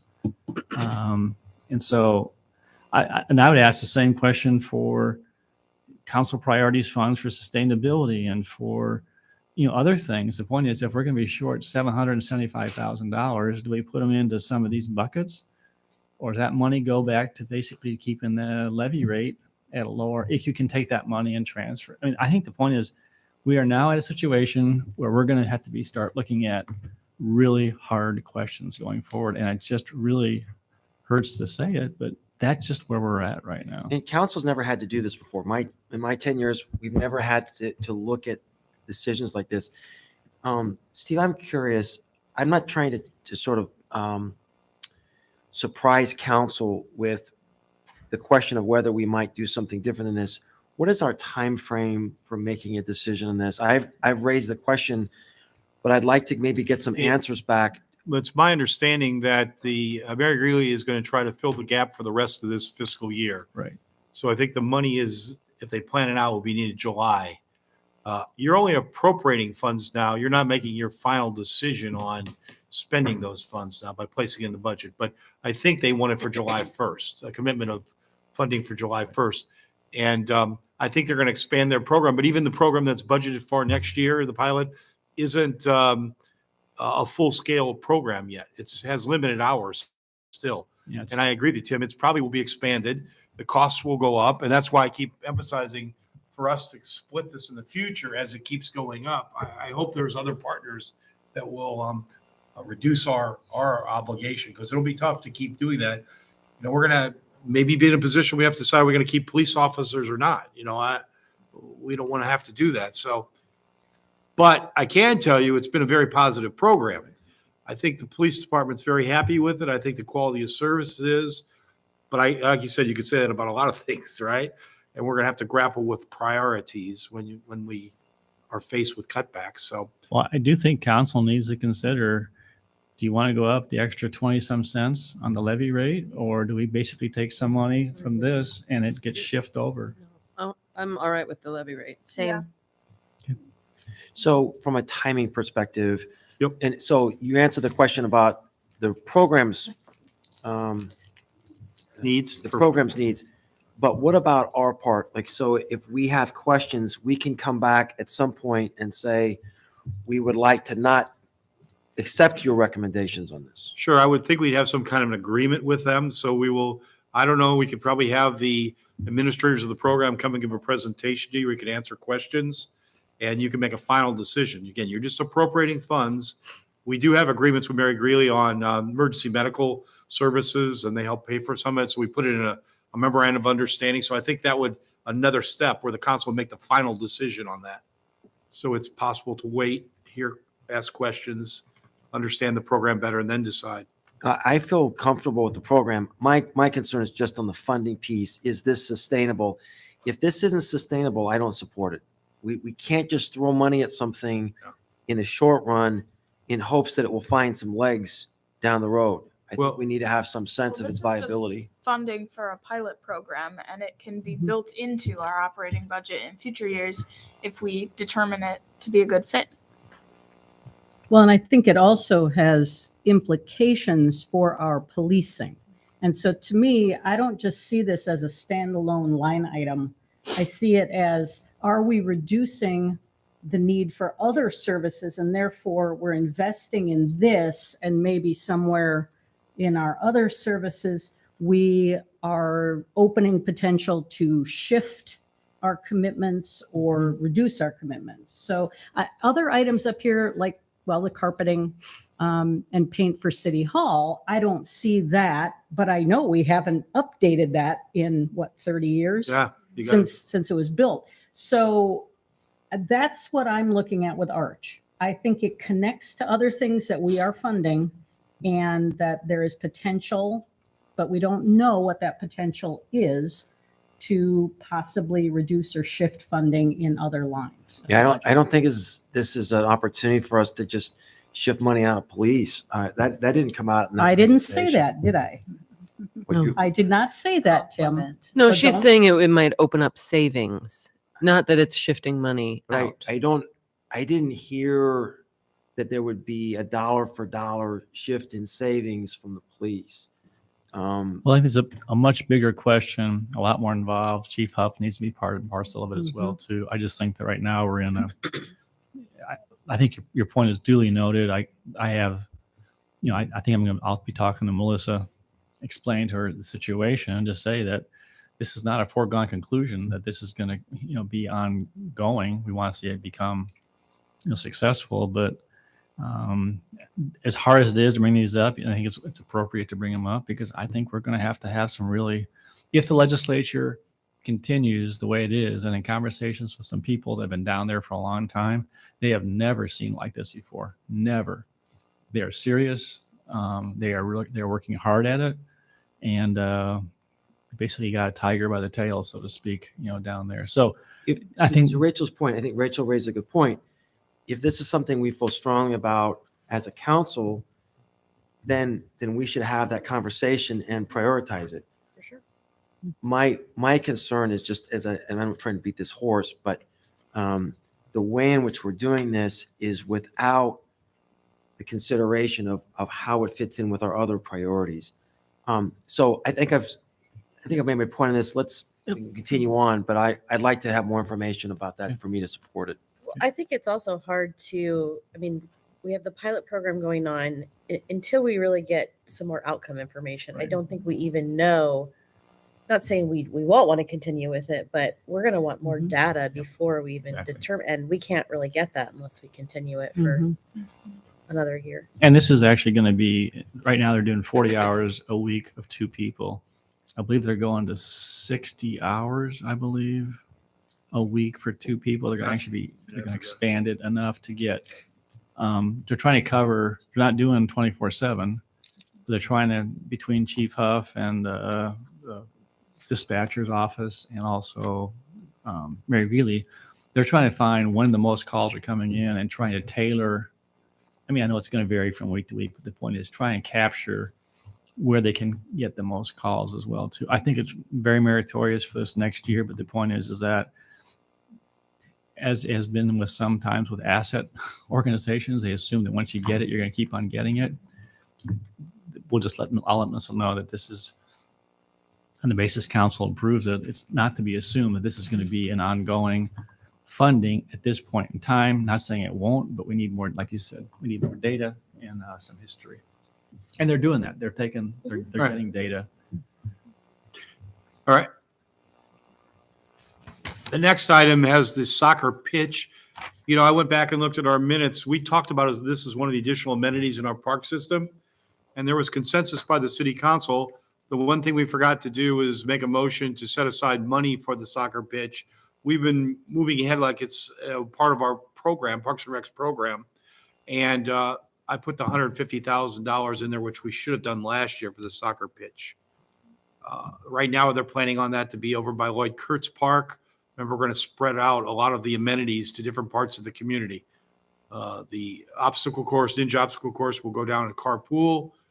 Lloyd Kurtz will be will take care of this particular soccer pitch or pitches. And then we're going to put the spray pool out west at the Daily Park. Daily Park, Daily Park. So we're trying to spread those out. So that's what's in there. Also, if you go back and look at your own goal setting and values, I think you had in there that you wanted to prepare a community-wide diversity and equity plan, diversity, equity, inclusion plan. If you remember that. So I put, and I don't have a bid on this, but I'm hoping it's not going to cost more than $100,000. Seems like a lot of money. And you're going to ask me, what does it entail? I'm just putting the money in there. I'm going to learn more about it. We'll study it, what it means. We'll come back to you just like we did a sustainability plan and we have a comprehensive land use plan. I'm just trying to put the money in there right now. It won't be spent. You will go over all the proposals, the RFPs, and make sure we're hitting the areas you want. But I had to put money in there so we don't lose it for a year. Because I know you're going to be concerned what this is going to be like, and I'm not prepared to tell you, but I will when we move ahead with it. And it is true, the least sexy part of these projects are painting buildings, replacing carpet. True. But I think every 20 years is not too bad.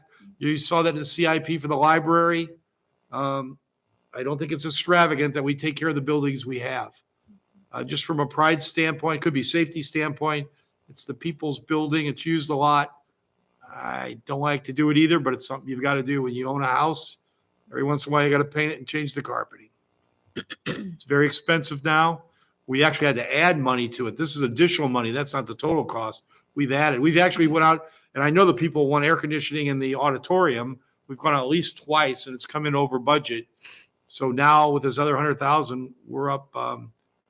We've got a lot of money for this now. Doesn't mean it's going to come in. Maybe this time we'll get a lower bid, but we got to. It's how expensive it is. And finally, we had about 175,000 left for sustainability, one of your priorities, and we're going to be working on an implementation plan on those 7 areas. But when we get down to it, when we really get into the heart of implementation, it's going to be millions of dollars. If you remember, that's not this. This is to give you about $500,000 of pool money. We could start ahead on smaller projects. Again, I am worried about any action by the state legislature.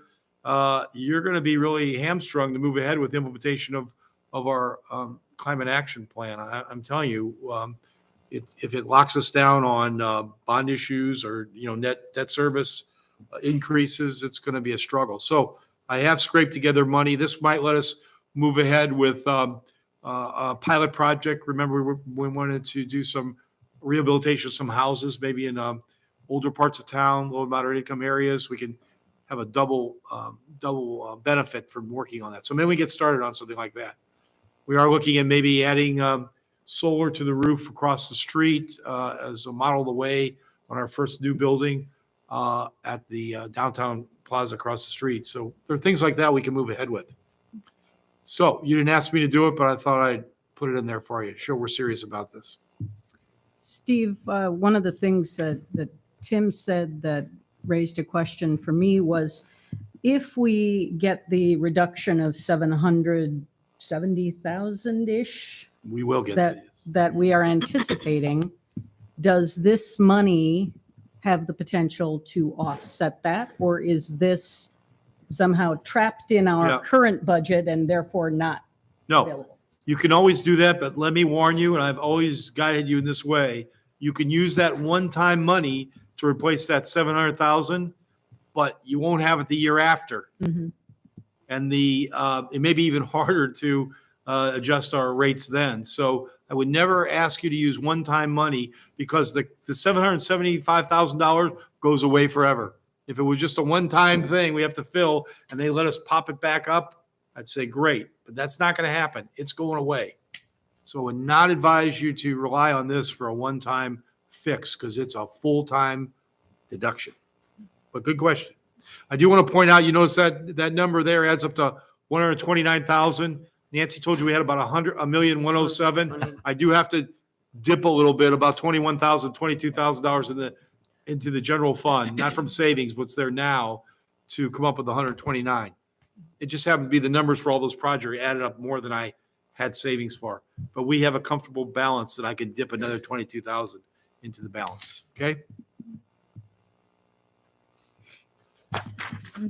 This slide, every year we like to show that for your $563 that you're paying in property taxes for a $100,000 home, what are you getting for out that $563?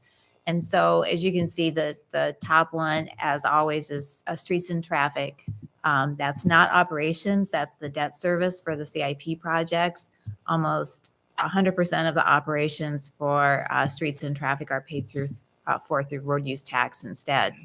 The largest other single category, of course, is law enforcement and fire protection. Public safety together makes up the bulk of that $563,000. And then it just goes down from there. But the other largest ones, of course, are library services, transit. That's the transit levy that's paid for through property tax dollars for our portion of SIRIDE, Parks and Recreation. And then it's smaller things under that, like general support services, which is finance, city manager, human resources, kind of all of the support services, which we pay partly out of general fund, but we also allocate out to the utilities.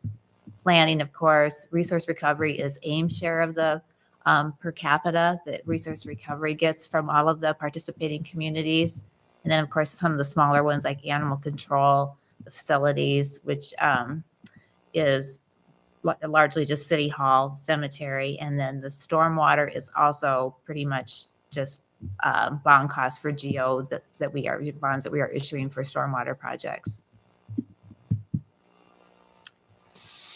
And I think this just shows the same thing in a graphical format, so you can see that by far the largest amount goes for streets and traffic, for bond costs, for CIP projects, and then public safety, library, transit, parks and recreation. The other areas are all really small. What's kind of interesting about that, it sort of mirrors the responses you get from the statistically valid citizen survey. Remember, streets and traffic are really the highest all the time. So it mirrors, not exactly, but it's closely mirrors that. And we talked about this one a little bit already, but this is, as I mentioned, just the historic budget information. And I think we talked about the highlighted sections and the increases in valuation and the decrease in the levy rate. The one thing that we would note is this residential rollback. That's what's likely to change. And then we did just note at the bottom, this would be the first year of the two-tiered valuation system for commercial industrial property that's expected to be there in perpetuity at this point. Mhm. The next slide just shows the authorized FTEs for the adopted, or excuse me, I guess actual adopted, adjusted, and what we're hoping for in the upcoming year. I don't know if Steve, if you have any thoughts on. The positions I've added. Yeah, I just Okay. highlighted the areas that went So increase. I've placed in the budget a sustainability coordinator. We have additional librarian at the library. We have just additional maintenance worker. Now, remember, we keep expanding. We got a new park. We expand all these new facilities. We have not increased our full-time park maintenance crew in many years. We increased one last year and this one, and they do an incredible job with over 1,500 acres to take care of. So we want to do that. It will be interesting if we have a freeze or something happens for our property taxes, what we need to do in terms of FTEs. But I've included those in there. And there's another 0.75 in transit.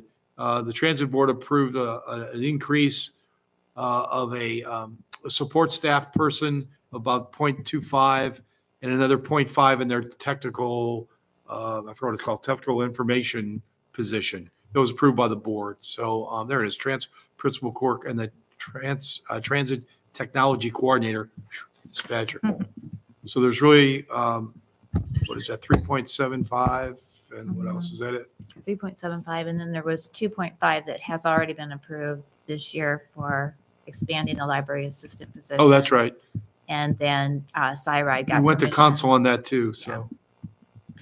You know, what's interesting, just struck me is that, so electric services, 81 employees are city employees, but their salaries, are they paid for through the electric? Sure. It's So- electric, those are enterprises, water, sewer, electric, resource recovery. They're not paid by property taxes. In transit, we're putting in $2 million, but I know they're city employees, but the point is that we're not just paying, I mean, others are helping pay for the transit salaries, right? Everything, that's right. So it'd be interesting just to see how many of the FTEs are coming from the general Oh, fund. levy, Mhm. or the the G, and then you have the transit levy, but everything else is that you got water and pollution control, electric services. Well, those are actually coming from the bigger budget, which is like 200 some million dollars, but that's because you got huge capital projects, you got lots of revenue coming in. So A lot of public works is paid for out of road use tax funds too, Mhm. not general funds. So yes. because I mean, I'm just thinking about a legislator looking at this saying, well, you have 600 employees. Well, the point is that if you broke Oh. it down, we do, but really they're paid for by different or through different sources, which causes me just look at it differently too. And in the utilities, you could charge, as you know, we charge fees to recoup all the costs. In Parks and Rec, we can't charge the actual Right. cost of a swimming pool because people can't afford a $20 admission. In other words, those are the ones that are subsidized. Fire is subsidized. We don't have a fee to offset it. In utilities, you charge enough, and it's known, it's the way the industry works, that you'll cover your costs. So that's what most of the general fund are, the subsidized operations, which I don't think people understand. We can't run that truly as a business. No one would ever be able to afford it.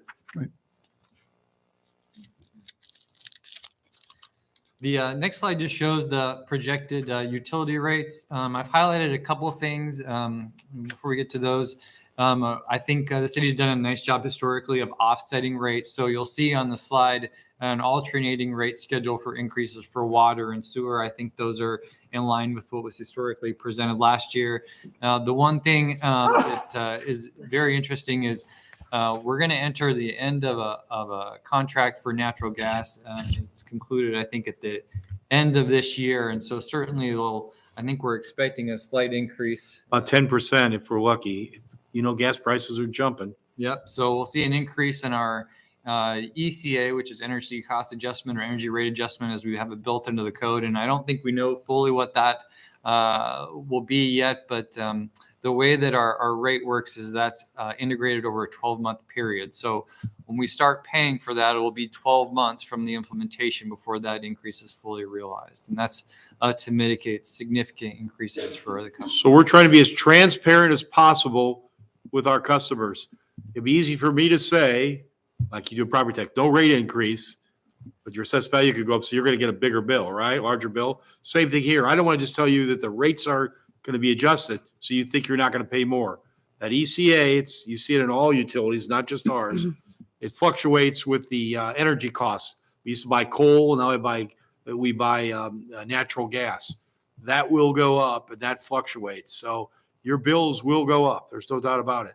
Now we're going to do something unusual and approach the council to give the staff, basically Don-Com, the right to enter into a multi-year agreement, which will be a very large contract, because we're going to watch this on a daily basis. If we have time, we can come to council. But if the market drops and we can lock into a 2-year agreement at a very attractive, it'll be higher, but not as high as we propose. You would give us authorization for him to pull the trigger and enter an agreement. There'll be some kind of top, risk that you'll give us. It's not unlimited, but we'll have to tell you what we think's a good deal that you want us to do that. We'll come back and maybe retroactively approve it or something. But we have to respond to the market on this if we get a nice contract. It's going to be unusual for us to do, but I think you'll understand what we're going after. And the other, go ahead, Steve. Are you going to say anything about our electric again, or are you going to go to the resource? I was going to go to, electric. Oh, No, go ahead. I think we were talking about. We haven't the waste rehearsed energy this, study. you notice? Yeah. Go ahead. It's going to get better, I promise. The last thing we have on there is the dual asterisk, which is the waste energy study. And I think that's probably what Steve was going to mention too. But whatever is decided, which direction on that will certainly impact rates. And that's not included in, would be really difficult to include at this point. And that could happen in electric too. When I say there's no rate increase, whatever we ultimately do with resource recovery may affect a contribution by the electric system, which could affect rates. We don't think it will, but just want to keep that open for you as a possibility. Remember, we're still waiting for the new consulting group to look at this other alternative we think will be a little bit cheaper. It's still very expensive, but hopefully it'll be less costly than the $100 to $120 million cheapest one we've identified to date, alternative. Steve, could you remind us the time frame of this? I apologize, I've forgotten.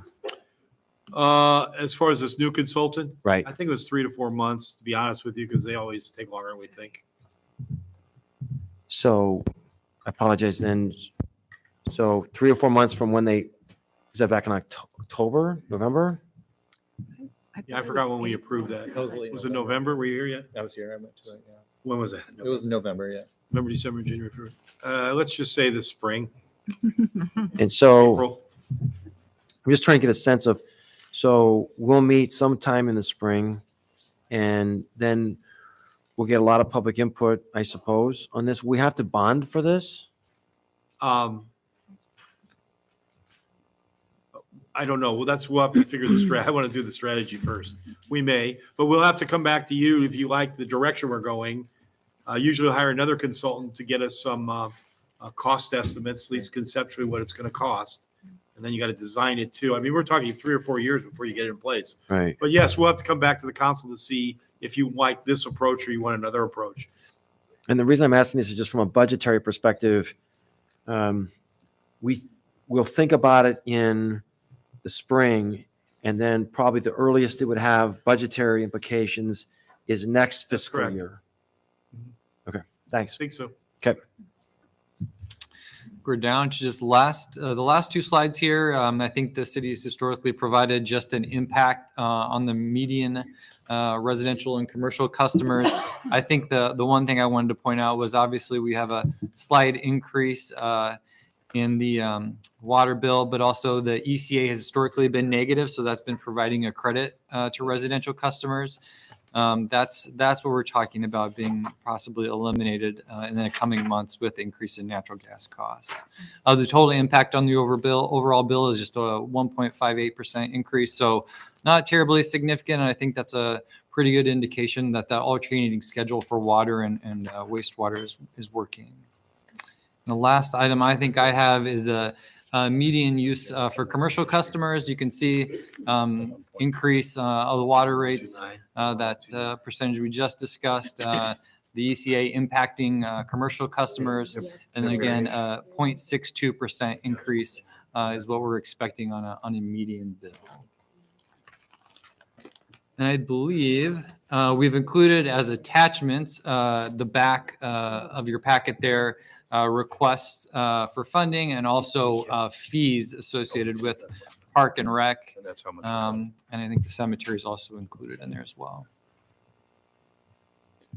Any questions? I don't know, Mayor, you want to take a 5-minute break or keep going? Sure. We got the funds next. We'll go quickly. You want to just stretch a little bit? 5 minutes? No, yeah, 5 minutes. Then it's Nancy's show. All right. She's cleanup hitter. Yep. There's cookies.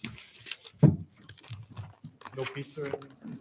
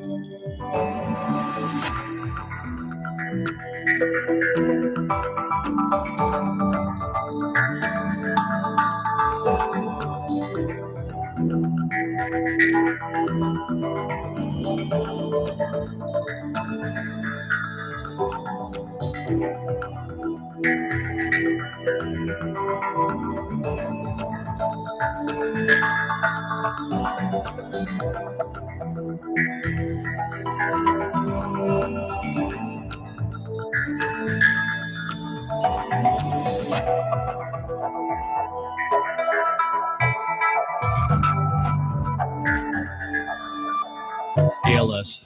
Yes. So we're just going to briefly go through the different funds that the city has. Give As us, you, there you go. as you know, we have a lot of statutory limitations on what we can spend some funding sources on, or own policies that we want to follow. So we have different pots of money too, so that we can track the funds separately. And we look at these every year. We plan them out. We project them. Some as many as, I think John Dunn does his out for 20 years, so that we can anticipate rate increases and things like that. So we'll just go through them all pretty briefly. I want to be pretty informal. This is Corey's first time hearing a lot of these too. So I'm going to quiz him afterwards to see how good of attention he paid. But if Just anybody don't has, quiz us. yeah, if anybody has questions as we go through, just please interrupt, and we'll be glad to see if we can answer them. So the first one, beginning on page 289, is the general fund. This is the one we've spent a lot of time on today. This is the one that's funded through the general levy. So I won't spend a lot more time on it, except that you'll be able to see some of the other revenue sources that come in besides property taxes. And then you can just see all of the different things that we fund through the general fund levy. And so there are other fees that come in, especially for Parks and Recreation. But by far and away, most of these are supported through the general levy. And you get to page 291, you can see every year we budget that this is a balanced budget. So the revenues equal the expenses. That's how we come up with that additional amount of tax that we need to make this break even every year. And we still have, as Steve mentioned, we ate into the general fund a little bit more than we were planning the year before. But we still have a very substantial balance. Corey asked me when he started about how we did our calculation for our minimum fund balance target, which is 25% of revenues. And that was actually a recommendation from our bond advisors. Anybody have any questions about general fund? So on page 292 is local option sales tax. You can see we break out even the revenue, showing that it's 60% for property tax relief and 40% for community betterment. This one, we got our projections from Discover Ames this year. We were really increased fiscal year 22-23 based on their projections. They lowered it a little bit for 23-24, just based on at that time they had fewer scheduled events for 23-24 than for 22-23. But that was their best projection at this time. And you can see below the different things that we fund through it. And it's largely, as you know, the human service agencies, CODA funding, public art, and then of course CIP projects that fall into the community betterment category.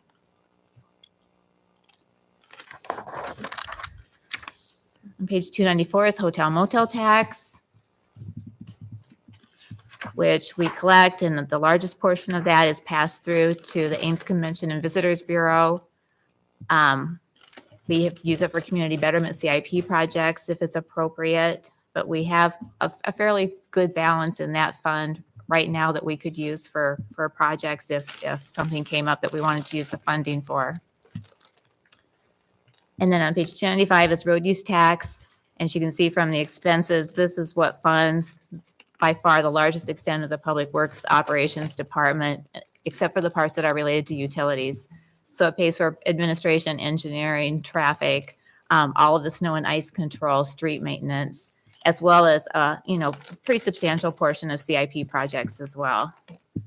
And we budgeted this, Corey and I talked about it a little more aggressively than we had in the past, because you can see our actuals for 21-22 actually came in higher than what we were adopting for 22-23. So we felt comfortable upping the amount that we were projecting for both 22-23 and 23-24. Oh, Nancy, actually going back to the hotel motel tax. Sure. I think it's worth noting for those people who may be tuning in that the Ames Convention and Visitors Bureau is now doing business as Discover Ames, but it's still officially registered as the Ames Convention and Visitors Bureau. So you may hear those two names used interchangeably, but Discover Ames is the new term. new doing business as. Can I point out something too? On 294, we had to make some upfront expenditures for the indoor aquatic center. We had to do some inspections, environmental inspections. We may have to do something with the link. That was never budgeted anyplace, but we took it out. We're starting to charge it in 22-23 our hotel motel tax under economic development portion. There's 1% that goes to that. So I just wanted to go on the record that it's there. You didn't really approve all of it. And some of it's under it's within the amount I could spend it on, but I wanted to make sure you knew about that. Since it was unbudgeted, we put it there. We're taking it out of there. Okay, page 296. Normally in the past few years, we've shown, I think we've called them public safety special revenues, and we kind of lumped them together. And this year we broke a couple of them out a little more so you could see them separately. So on page 296 is the police forfeiture fund. This is used by the police department if they have seized property or funds that are forfeited, then they can they can use them only for things that are not a normal budgeted item. So they do fund their drug task force through this program. And we're showing that we're setting aside some funding here. We can't actually budget it because they do tend to purchase undercover vehicles through this funding source.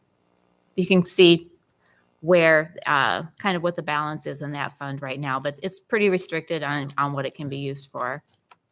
And then 297, police and fire do get not a large amount, but they do get pretty regularly some grant funding that they use for police, especially for ballistic vests and things of different equipment and things like that, specialized training. I think the fire department, the most recent ones that you probably heard about they were when they got a lot of grant funding to build the training facility using the what do you call them? The Connex boxes. yes. So that was a good project that they got grant funding for to cover most of the cost of that. And then on 298 is animal shelter donations. And they do use animal shelter donations to help offset, as I'm sure you know, when they have any kind of an animal that needs more surgery or specialized care.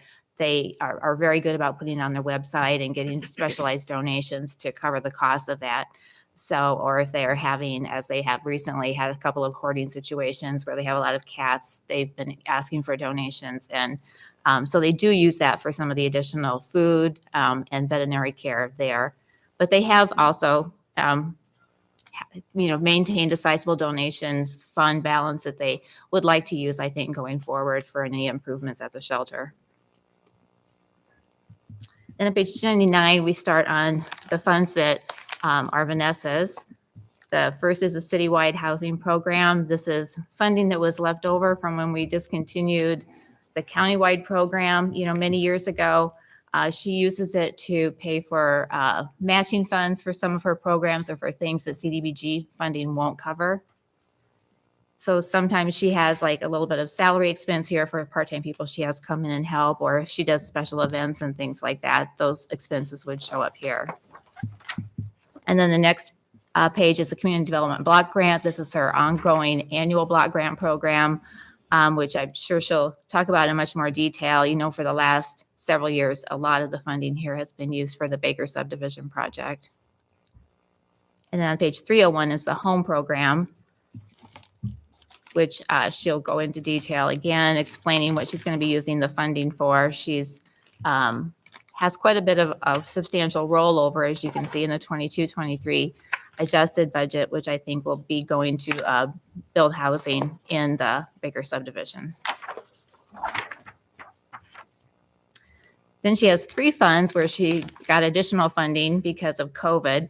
So the first one in 302 is the CDBG COVID-19 CARES Act. And this was the funding you've heard her talk about the last couple of years that she's used for utility assistance and rental assistance and even some mortgage payment assistance. I think she's thinking that this is the last year of that the applications have slowed down, and this will be the last year that she'll use that funding. Then on page 303, we have some state funding as well for COVID-19 that she's still working on coming up with a program for how she wants to spend that funding. And then on page 304, she also has American Rescue Plan funding.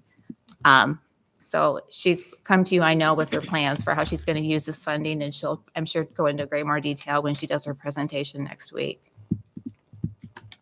Page 305 is employee benefit property tax. It's the one Corey talked about, where we have a special tax to cover the police and fire retirement system.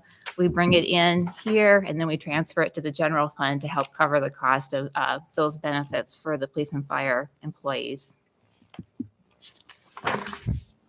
On page 306 is the other fund we talked about. This was the small trust fund from when we went to the statewide system in 1992, when Steve and I were here.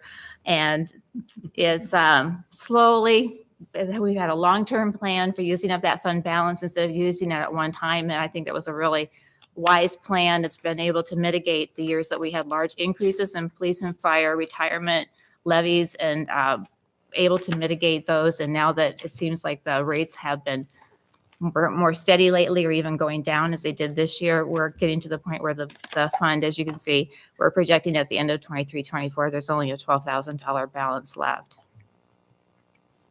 On page 307, Parks and Recreation donations and grants.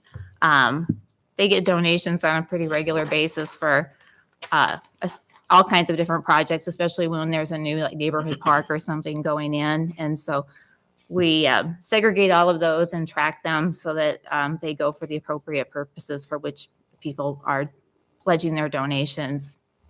And they've been really good lately also too about getting grant funding for tree planting projects. On page 308 and 309 are two that we hope maybe next year will be the last year you have to see them.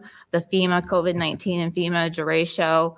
We're to the point now where we're just trying to, I think, collect the last of the funding that we haven't been reimbursed yet. And then we can hopefully get those funds closed out. So hopefully next year you'll be able to just see the 22-23 actuals, and we won't have anything left to budget for next year. And on page 310 is the American Rescue Plan money. And as you know, this is largely going to be utilized to extend water and sewer for expansion in the community. One thing I noticed as I flipped through here earlier that in 21-22, where it shows that there was $250,000 spent for the auditorium HVAC system, that's down a line. It should actually be, that was part of the Ames 2040 utility extensions. We haven't actually started anything with the auditorium HVAC project yet. It's got to be moved up. Yep, just goes up a line. And this is the one fund too. Like you can see there's 1.4 million at the end of 23-24. And this is the one where we talked about, we had originally said that maybe there was some possible funding here that we could use for the indoor aquatic center, but we were waiting to see how the bids came in. So 800,000. about 800,000 was when our original plan Yeah, so we've got some. Yeah. funding that possibly could shift from this for that project. On 311 is library donations and grants. As you can imagine, the library is very successful in getting in grants and donations. You know, people are very supportive of the library. The largest one, of course, is the Library Friends Foundation, but they also get individual donations and grants, and they also get some direct state aid. And they use it for things to augment their programs and that they wouldn't ordinarily budget for out of their operating budget. And on 312, a few smaller funds. The utility assistance program is actually two different things. People can mark on their utility bills if they want to donate to Project Share, which is then used to lower some of our citizens' utility bills who maybe are struggling to be able to pay them. Alternative energy donations is another place that you can donate, and that money is restricted in its usage for being used for other alternative energy things. And at the time I've been here, we haven't spent any of that funding. So, but as we come up with sustainability, it's not going to be very much money, but it would be something that we could use for marketing or something that we could use that funding for would be nice. And then miscellaneous donations is just kind of a little catch-all for a few that we've got left over. We have a little bit left. We were the fiscal agents for the Metro Coalition, and so that's showing here with the member dues coming in and the payment, but we passed that money on this year, so that will be going away. We have a little bit of public art donation money because we had the public art downtown that was the meter this year, and people were actually putting money into it. So we have $32 of public art donation money here. And we do still have a little bit of money in here from when we used to sell bike licenses. As you can see, we always budget that money to be used for some kind of a shared use path project. And so I'm hoping that we can get that programmed in so that we can get that spent. On page 313, we have developer projects. This is funding that we receive from developers, and we hold it until such a time as maybe we want to widen an intersection, or we want to put in a shared use path or something. And we hold that and track that funding.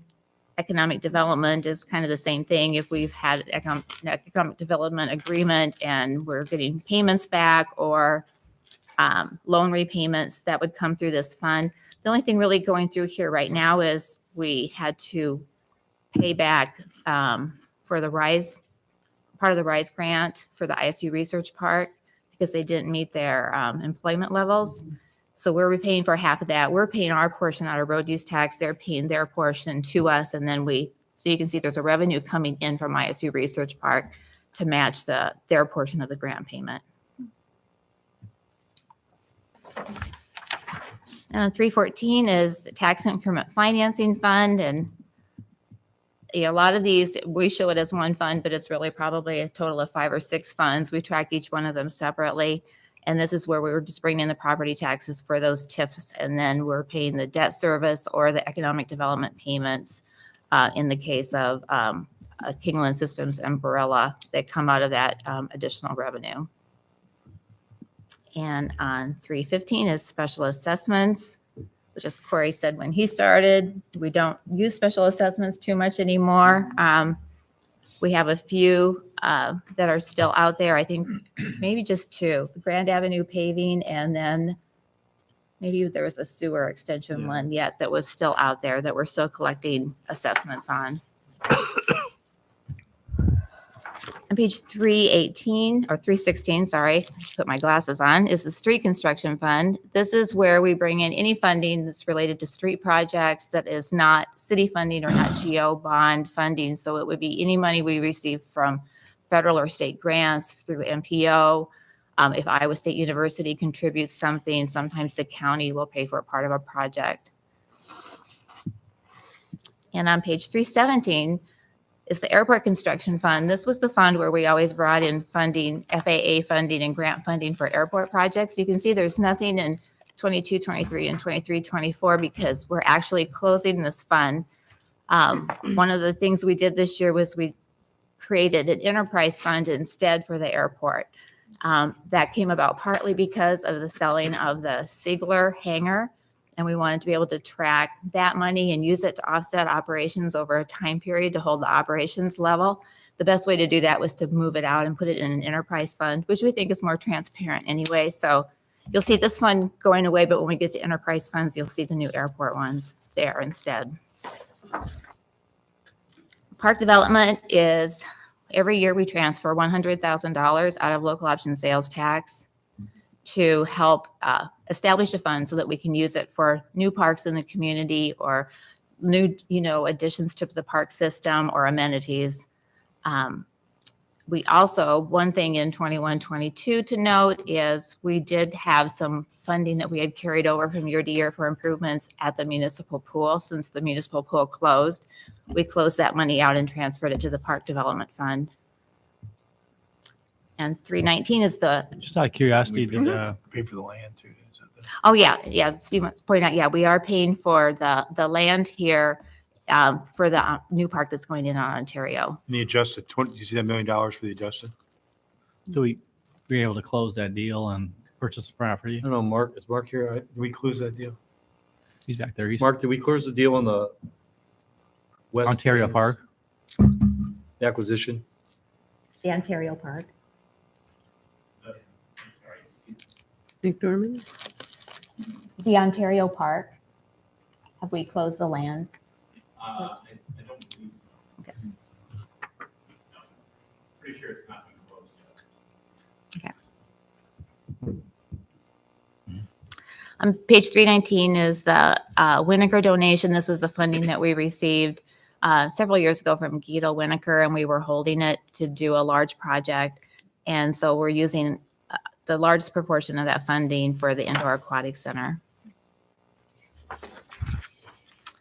And then on 320, we have the Indoor Aquatic Center donations. This is what we're projecting based on all of our financial forecasting that we'll be receiving in donations to go toward the project. And we do have, I looked in the cash account, we did receive the money from Fitch's for their contribution. So we already have received close to $3 million. Very close to 3 million. Yep. And then 321 Council Priorities Fund. This was the fund that we established several years ago when we had a little more general fund balance in a year, and we wanted to hold it in a reserve for projects that the council had as a priority. We've been using it for a large portion of it for the Downtown Plaza project. And this is also, you can see the sustainability portion here, the 500,000. This is where Steve used this part of the fund balance in 22-23 to add 375. We had 175 in prior to that. But that funding is, yeah, at City Council's discretion for what they want to spend it on. On 322 is bond proceeds. This is all of our GO bond proceeds that we bring in for all the CIP projects. And you can see down under the CIP expense section, you know, by far away, most of them are the street improvements, traffic improvement projects, a little bit for parks and recreation. And the law enforcement one was the radio system. There's still a little bit of money left, but I think they're finishing up that project this year. Then we move on to permanent funds. We have two permanent funds. These are funds where we cannot spend the principal. First one is the cemetery perpetual care fund. So we hold a portion of every lot sale that's held in perpetuity for paying for perpetual care at the cemetery. It's held here, but the interest earned off of that is actually spent in the general fund for cemetery operating expenses. Then we also have the Donald and Ruth Furman Aquatic Center Trust, where we hold the principal in perpetuity, but the Parks and Recreation will use the interest that's earned on that for things at the Aquatic Center. I think they've spent a little bit of money. Last year, they actually did part of a CIP project out of it. I think it was to repair a necessary repair that they needed to do, and they needed funding for it. I think what they have budgeted this year is to replace some of the deck furniture and things like that. So on the next page, we start with our enterprise funds. These are the ones that we operate more like a normal business. So on page 324 is the first airport one. We have a separate fund just for its operations. And the goal of this fund, I think as Steve mentioned in his letter, is that it would break even every year. You can see that we have a transfer coming in up in the revenues from the airport. We call it the Airport Sigler Reserve, which is where we're going to be holding that money from the proceeds of that sale. And we're going to transfer an amount into this fund every year that would be equal to what they would have been for lease payments if we still owned the lease and they were making the lease payments. One of the reasons we wanted to do that is because we have an agreement with Iowa State for the debt service on the new terminal building, and they will pick up the debt service if we don't cover it with our operations. So we needed a way to be able to track that so we could make sure that they were paying the correct amount. Then on page 325 is airport improvements. This kind of replaces the old airport construction fund. This is where we would be bringing in our FAA and other federal or state funding to pay for airport CIP projects. We take any profit that we earn from the airport farmland and transfer it here to pay for our share of those projects. And then on page 326 is the Airport Sigler Reserve, which is the where we will hold that funding that we receive from the sale of that property and then transfer it over time to airport operations. And on page 327, for a lot of these enterprise funds, we have an operating fund and then we have maybe a capital fund. So the first one is water utility. This is its operations fund, which is all the water treatment plant and then also public works for the water distribution portion of it. And John Dunn will go over this as well as John Joyner, but John Dunn was the one who really does all the projections about the rates and keeping the utility fund healthy so that we know what our rate increases need to be. On page 329, then we have a water construction fund. We are, as you know, constructing some of our larger CIP projects. We did the water treatment plant that way, and the North River Valley well field is another one. The old water plant demolition using state revolving fund loans. So that is where these projects are expended here, and then we're bringing in the loan proceeds to cover those projects. And then underneath that is the water sinking fund, which is where we're paying the debt service to start repaying those loans back to the state. And then the sewer utility is very similar. We have the operating fund first on page 330. Again, it's largely made up of a water and pollution control department, John Dunn, supervising the water treatment facility. But then we also have public works with the sanitary sewer collection system in this fund. And then on page 332, sewer improvements, it's similar to water. This is where we have the state revolving loan fund proceeds coming in. And as you'll see, I think on the CIP, sometimes we have storm water projects that say they're using the SRF grant program.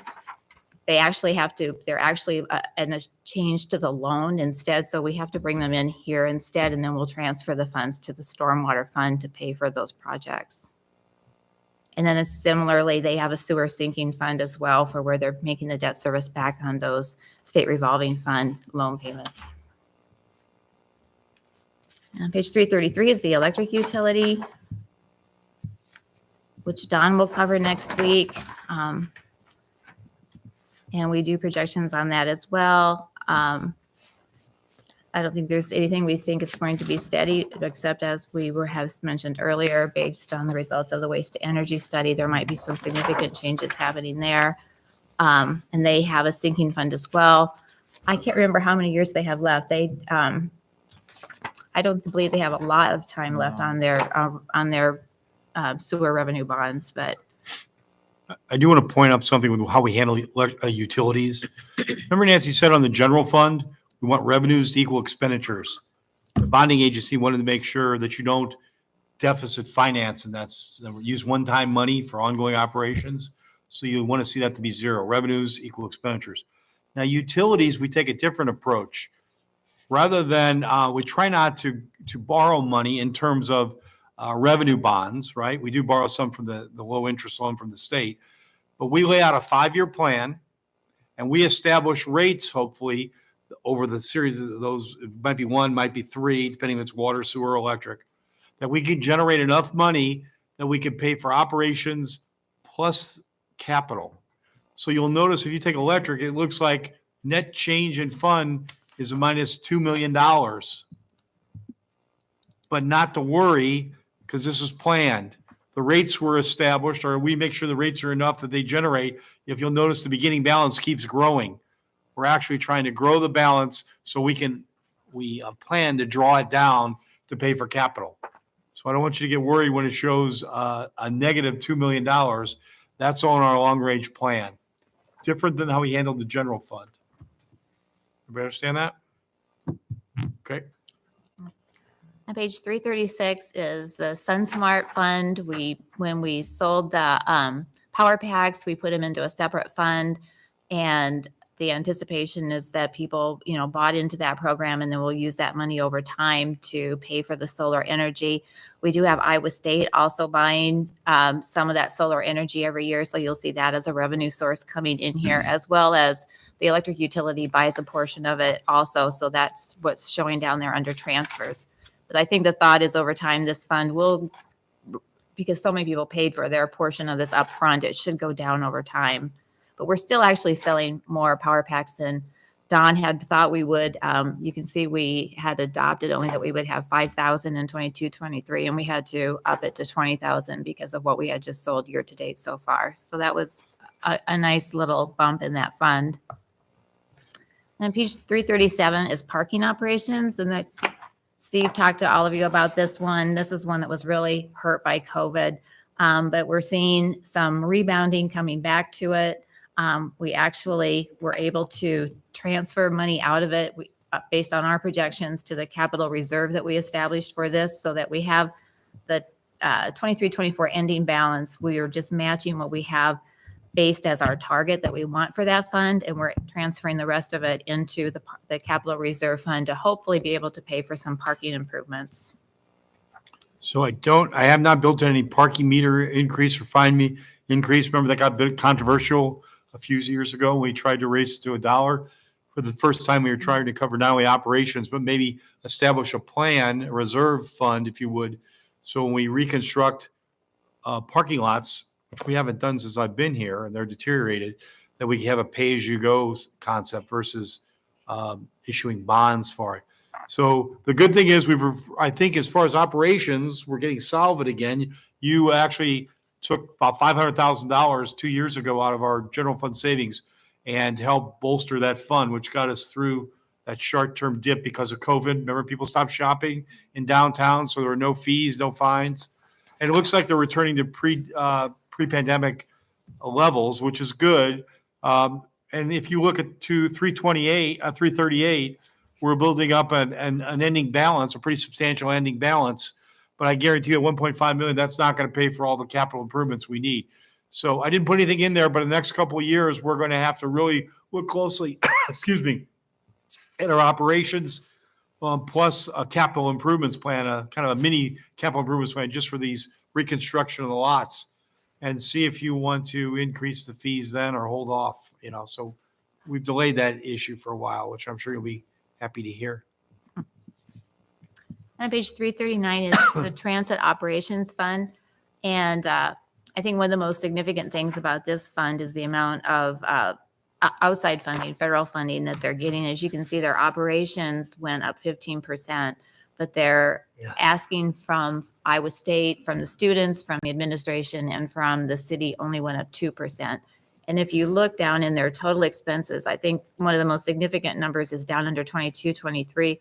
Their transfer to the capital reserve this year is going to be over $4 million, which I don't know that I've ever seen it. And we transferred 5.4 in 21, 22. Right. Then on page 340 is the Transit Student Government Trust, which they are not budgeting any transfers. I think because they've received so much federal funding, they're feeling like if the students can't contribute quite their total amount, they're being able to find outside funding to cover those amounts instead and let this fund try to get built back up over time. And then 341 is the Transit Capital Reserve, which is what they use for all their CIP projects, their facility improvements, when they purchase buses. This is the fund where all of that money comes from. And it's been able to establish a pretty large balance due to the federal funding that they've been able to obtain. Now, Sunrise has challenge because as the bus fleet grew, there's not enough space inside to house all the buses, more and more outside. So the transit board's been grappling with how to handle that indoor need or, for covering buses. In the past, they were looking at maybe establishing a new facility, but we did an extensive study, and to find a facility that would house the size you need would be way far out of the city limits. It would have driven a lot more miles.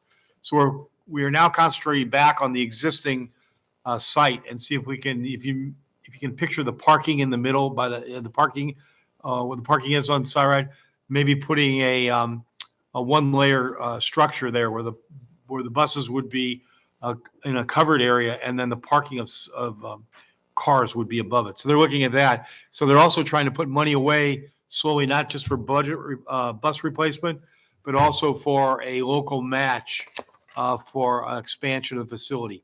Also, if they would have moved off site, we would have had to pay the federal government back a substantial amount of money for the number of grants we were already given for the previous expansion.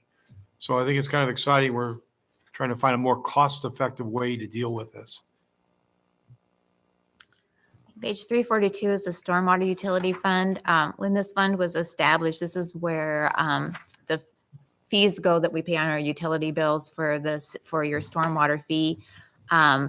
It covers operations, it covers the stormwater permit programs, sewer maintenance, and a small level of the CIP projects, but it was never really intended to cover the full cost of any of the capital improvements for the stormwater utility.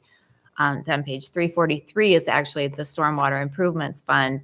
This would be funding that's coming in that's not GO bond related to pay for stormwater improvements. And as you can see in the actuals for 21-22 under federal and state grants, that's the FEMA grant that we received for the Iway Creek project that's down on South Duff Avenue, which was a very substantial project. And then we also have the transfers coming in from the Sewer Improvements Fund is that SRF grant funding that we're using for, I think, mostly for erosion control projects throughout the community. And on 344 is the Ames ISU Ice Arena. This is their operating fund.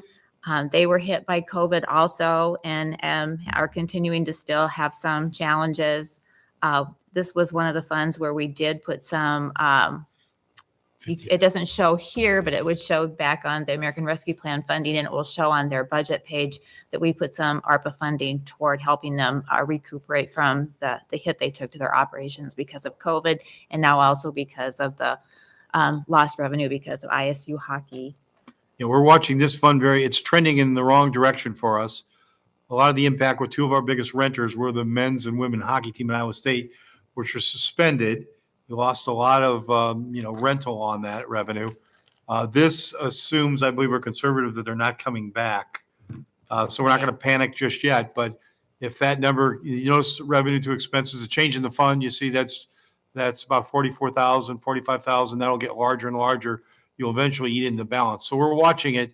We hope that they restore their two teams because they rent a substantial amount of ice time, which generates revenue.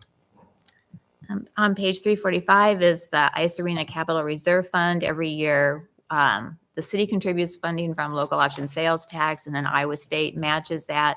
And this is used for larger projects, capital CIP projects at the Ice Arena. And then on page 346 is one of the funds that has had COVID didn't hurt the golf course. In fact, it did very well during COVID and has continued to do well.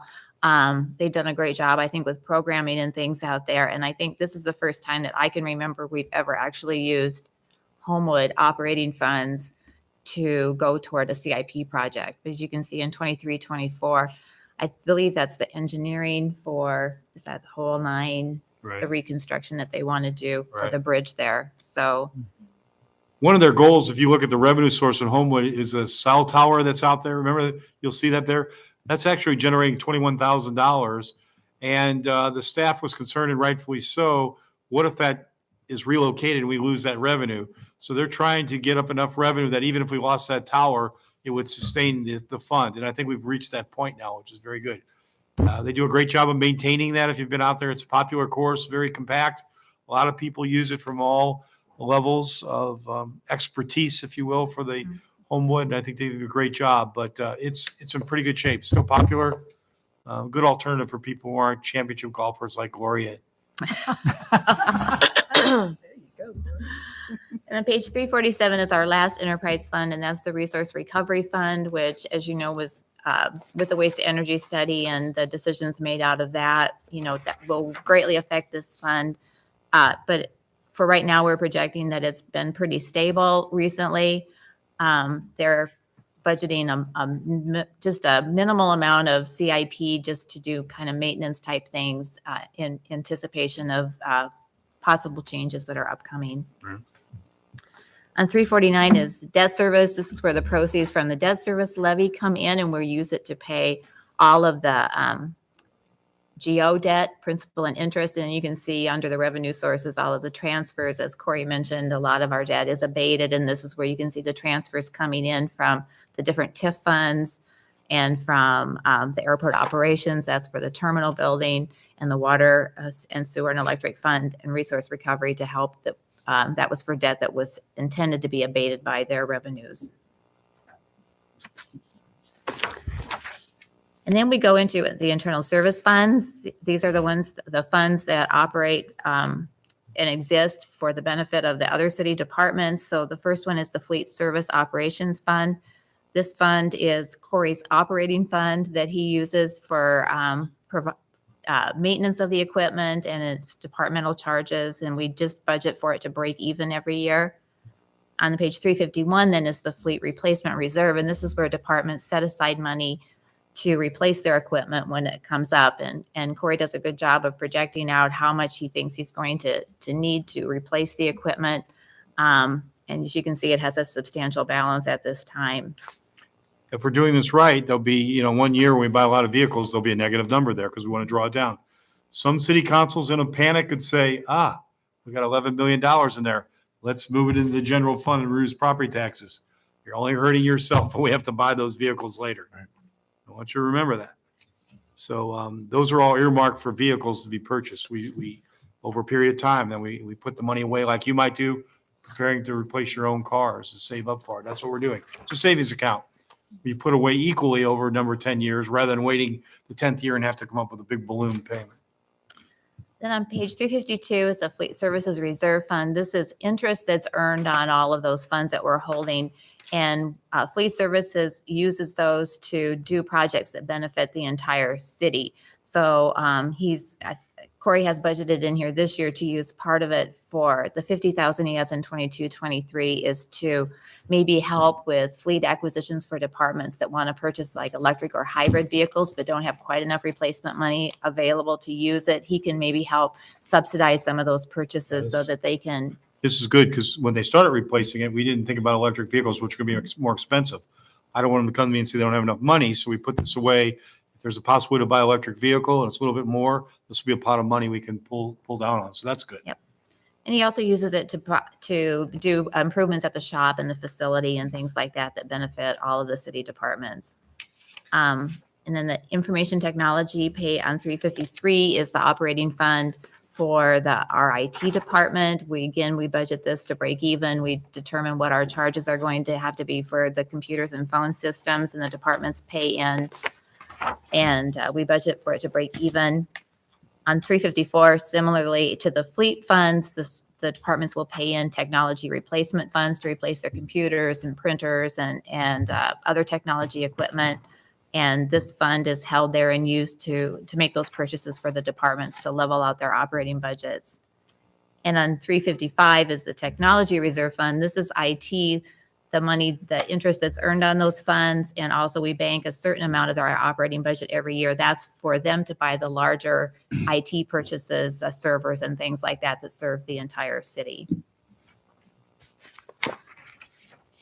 Then we have two kind of small internal service. I missed the shared communication system on 356. That's the MAPS-G systems, which that's the shared communication system that we have with Iowa State and Story County and the E911 system. And Story County and Huxley are now a part of that too.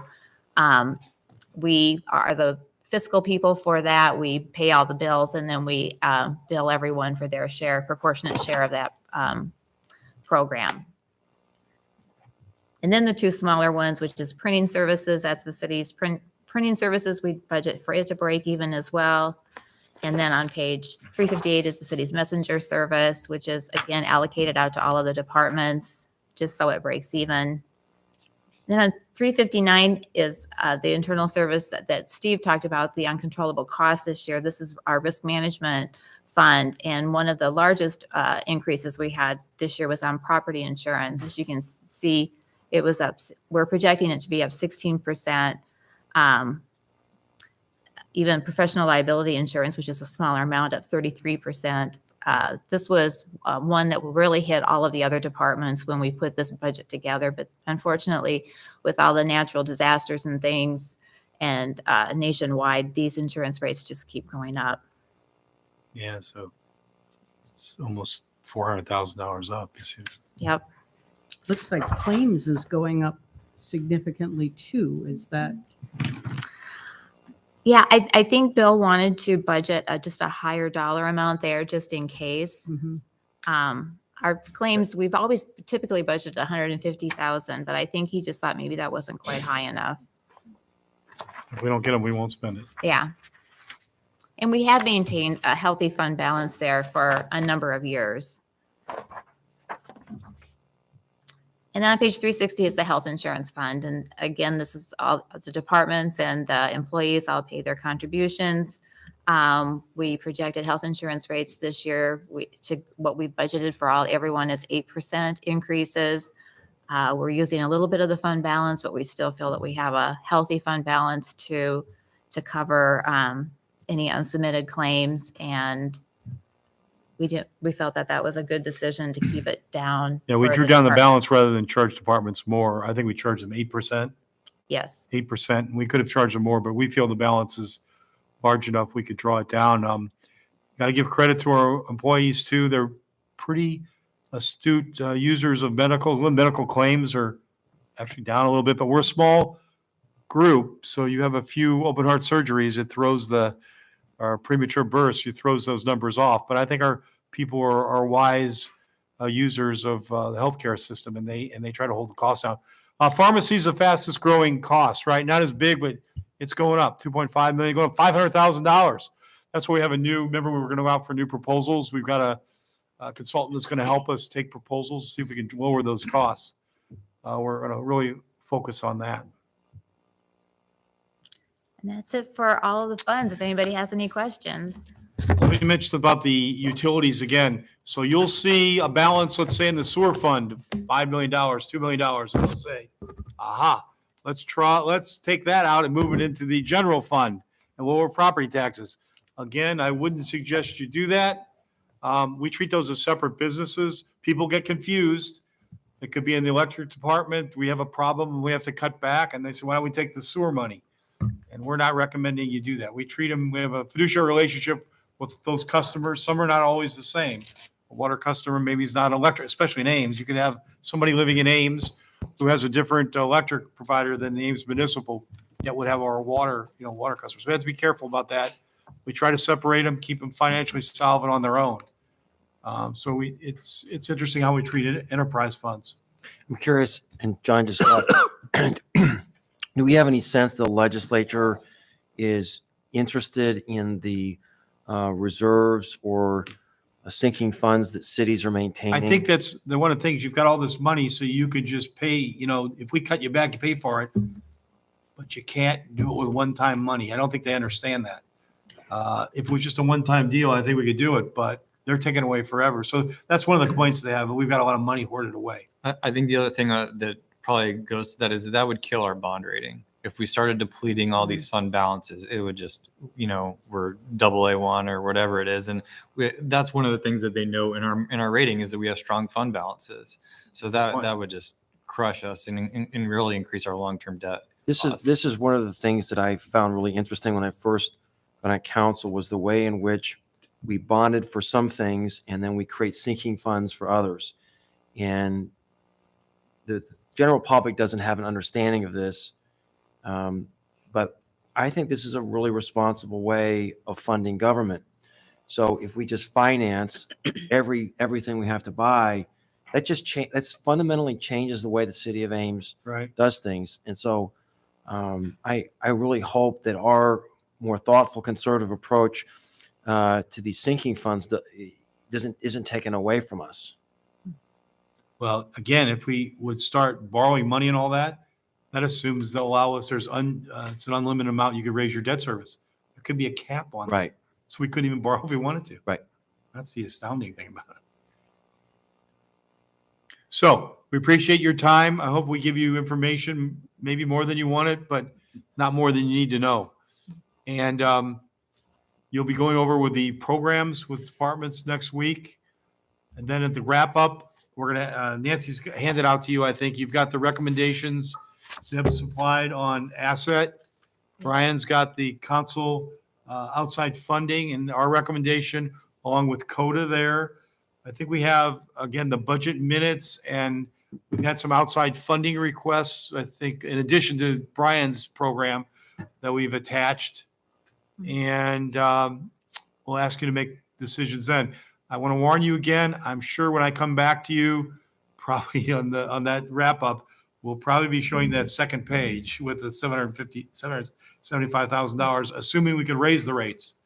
If they say we can't, then we're going to need a lot of time because they are going to the only thing they would do on this, they didn't want to wait till next year, but they're going to give cities until end of April to figure out how to cut their $775,000. So I hope we don't have to do that. But they could pass some other kind of restriction on us that may be devastating. So I don't know, but I'm pretty sure you're going to see that second page with the 36-cent increase in the rate. Will probably be the one we have to recommend for you. And we want to avoid across the board budget cuts. So if we ever had to make cuts, we need to roll up our That's a whole sleeves. new thing I've got to work with you on. Right. And again, you could tell us, would not be wise, but you could tell us cut out training, like we did that for COVID. That works for 1 year, but you don't run an organization when you don't provide training to people. So eventually you have to reinstate that. So whatever you're talking about cutting, you've got to cut permanently. So that's why you've got to start prioritizing all the different service levels. You could tell us don't have computers, we're not going to buy you computers anymore. Not smart to maintain an organization. So we'd have to work through, that's why the program budget is set up for decision-making like this, because we could tell you the cost of all these services. We can slice and dice everything for you. The difficult part will be prioritizing. And will you reach an agreement on what needs to be cut? And I hope we don't have to get there. I really don't, but we'll be prepared to help you if it does. And it probably will, the best maybe we can hope for is we get another year so we can start planning for it more for next year if they do something that draconian. Any questions you might have or any additional information you want from us on the 20,000 foot level? Your final decisions will be on the 14th, remember? Then we'll set the hearing. Then you come back at the hearing, even though it's a public hearing, we're showing what your council is saying, this is the budget you want. You can't go any higher than that when you have the hearing. You can go lower when in the hearing. So you're getting input, but you can't add to it then. So when you walk away from the 14th, it's got to be a budget you really think that's what you're going to support. So some communities are considering even postponing their February 14th hearing because of the uncertainty. That's when we're going to that's when council will set the maximum debt levy, right?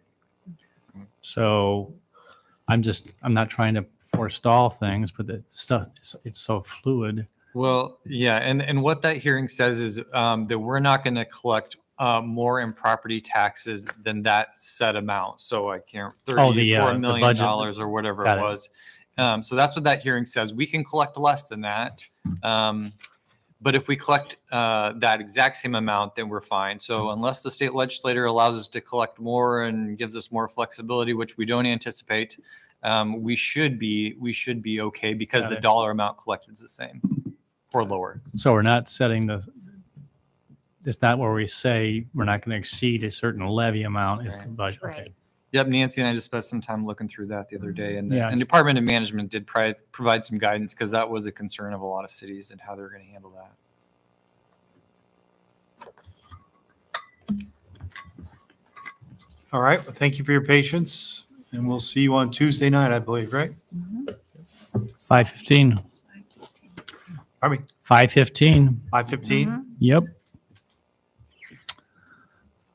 All right. Thank you very much. Outstanding job as always. And I won't say it's necessarily easy to follow, but it's certainly very organized and it's all there. So, all right.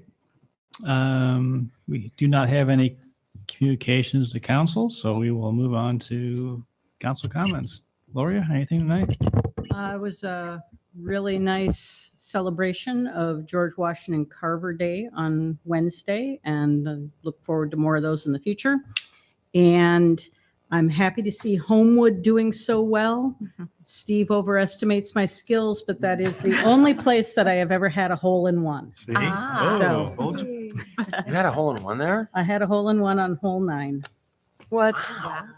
See, I was right. Wow. And now the whole world knows. They I got a won't mini tell golf you what my course there? typical score was. However, Miniature golf? I had to carry the ball manually and drop it in the hole to get that. That's amazing. Nothing for me. Nita? Nothing for me. Nothing for me. Nothing for me. All right. Thank you all for coming in this afternoon, and I would entertain a motion to adjourn. will we adjourn? Second. Those in favor say aye. Sure. Aye. We are adjourned.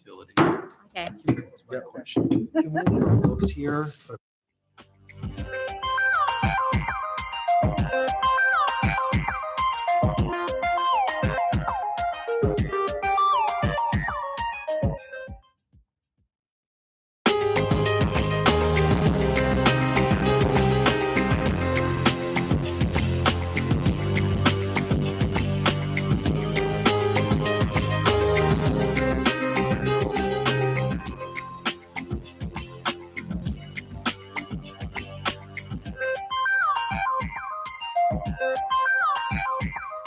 Thank you.